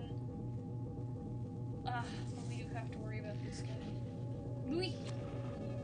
You may think you are a good impersonator, but you can't fool my eyes. Yes, we meet with this jerk again. You are the very definition of the phrase, like a moron flying into a flame, Lucas. Never heard that expression in my life. Pain and what I went through after the Drago sent me flying must really repay that favor in full. And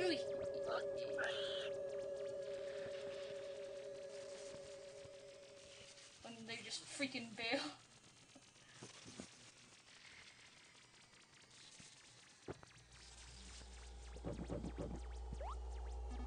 Do you honestly think you can escape? No.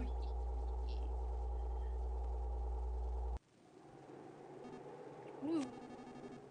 That's better. Much easier to move around now. Oh, but it looked pretty good on you. Huh. Alright. Trivia card 2. I guess we didn't get the trivia card 1. The trivia cards are just, like, virtually useless. Is Boney still, like, dead and or dying?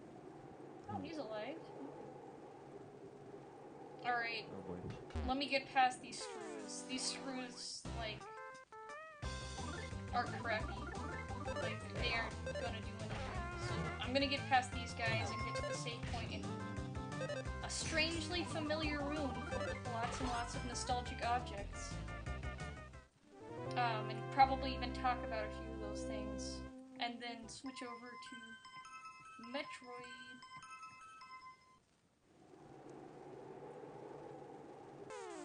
Oh wow. What?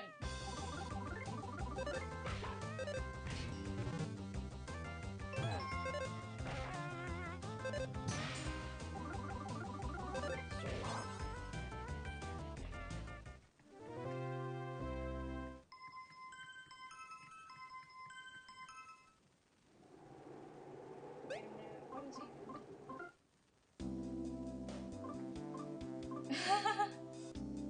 Oh man, alright, I'm gonna just heal Boney right now. Man. Boney's like at 1 HP, but apparently he's fine. Question mark. Everyone's, like, PowerPoints also. There's a healing station up at this place that we're going to.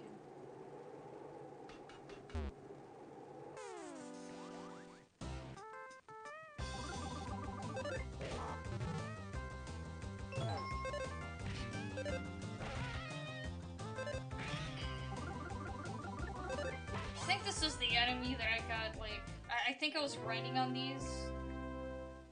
I think this is about the part that I stopped at when I tried my second playthrough of this game. Right. And I think that was because, like, my save got wiped. But I remember actually getting, like, a 4-hit, I think maybe even, like, up to a 6-hit combo on these guys' songs.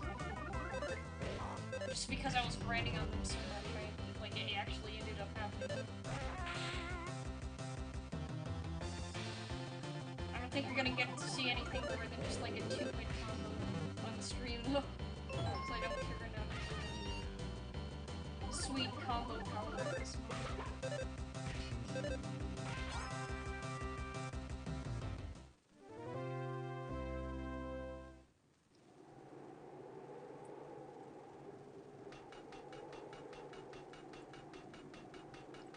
Okay. Wait, is there a present here? No, alright.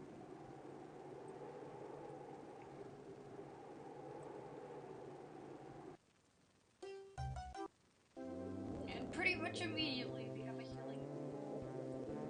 But also, it looks like we're in some kind of, like, child's room. I can't see. The stream is not caught up yet. Yeah, there it is. Saltwater gun. Oh boy. Also, we have a frog on a balloon. Yeah, this area, which I don't remember. Whoa.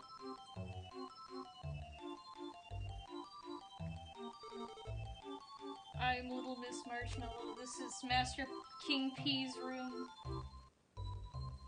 Which is basically King P, if you can, like, use your powers of logic and deduction, is clearly Porky. Yeah. So, this is his room, and it's filled with a bunch of, like... Oh, look! It had a magic butterfly. I don't even remember that being there the first time I went into this room, so okay. And also that teddy bear sprite, that's one of the, it's the same sprite as in Earthbound for the, what is basically a substitute party member. Yeah, I remember that. It's, like, the description is even like, it almost seems like it could take your place for you. Yeah. This be... Oh yeah, he has a GameCube. I mean, it looks crappy, because of the fact that this is, like... Yeah. You can only put so many pixels, but the GameCube is next to the guitar. You know what the thing below it is? Hmm? You know what the thing below it is? Yeah, probably a VCR or something. Because it's too big for it to be that Game Boy adapter.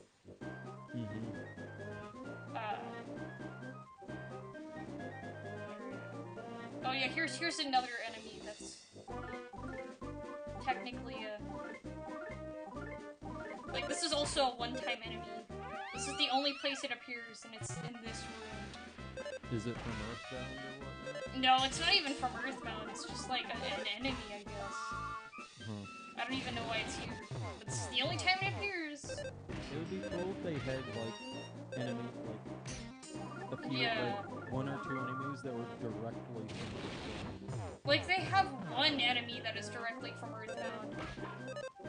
But, I mean, because this would be where it makes sense to see it at. Yeah. And the one that's directly from Earthbound we don't see until, like, the end of the game. Right. And it's basically ripped sprite for sprite from Earthbound. They like, went all out shameless. Yeah, I mean...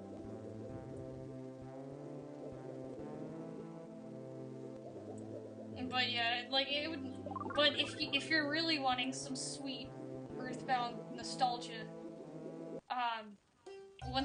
once again, let me direct you toward the jukebox, which is the real star of this room. Hello, how are you today, Your Highness? I can select a nice song for you if you'd like. Would you like to listen to something? Yes.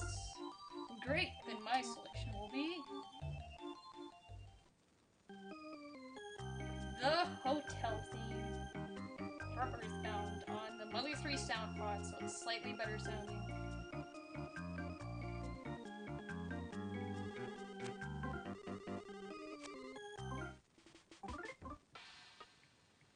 See right here. Also, another Earthbound, reference, this, like, coffin of a pharaoh on it is, I think the same sprite of, one of the, coffins, the, pharaoh coffins in, Summer's museum, or whatever, in Earthbound. So, it's just another random Earthbound throwback. Right. Let's see if I can get it to play another song. I think there's only 2 throwback songs. Same song.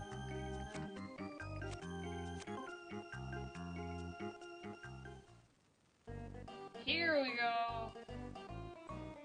The Buy Something Willy theme from Earthbound and from Mother. The theme that plays in convenience stores.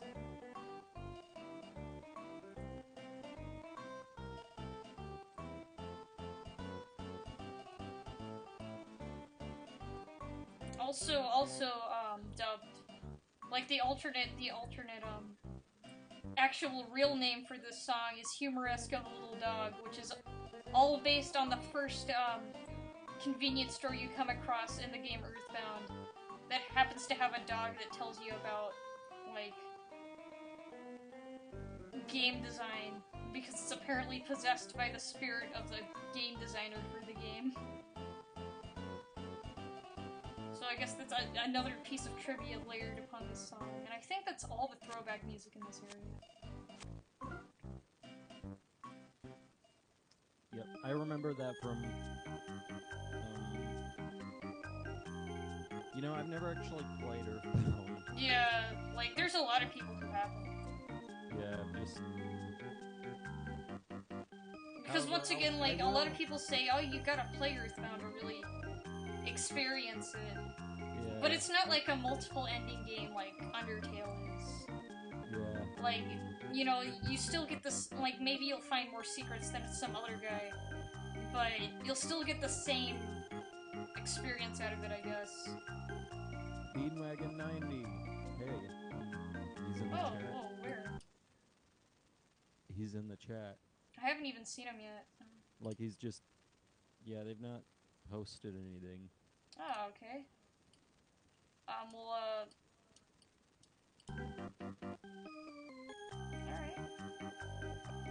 Well, actually, we're about to, E-Wagon 90, if you came here to see Mother 3, we're about to actually change to Super Metroid. Because we've pretty much, like, exhausted Mother 3 for today. But tomorrow I will be streaming Mother 3, so if you'd like to see that, then, Oh, he left. Oh, okay.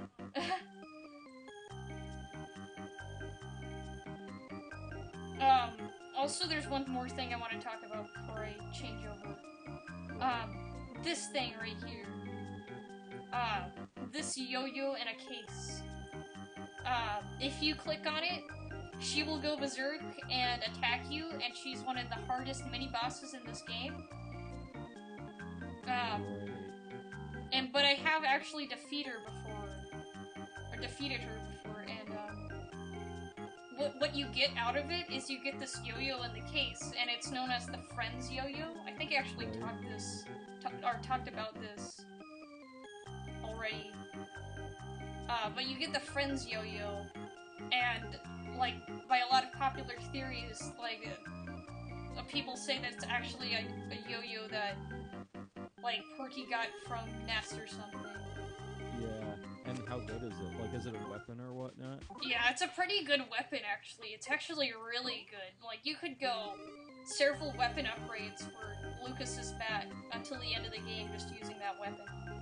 Right. So it's totally, like, in a sense, it's worth, like, facing this terrible mini-boss. Yeah. But I might not do it on this run just because I have a lot of grinding ahead of me already. Yep.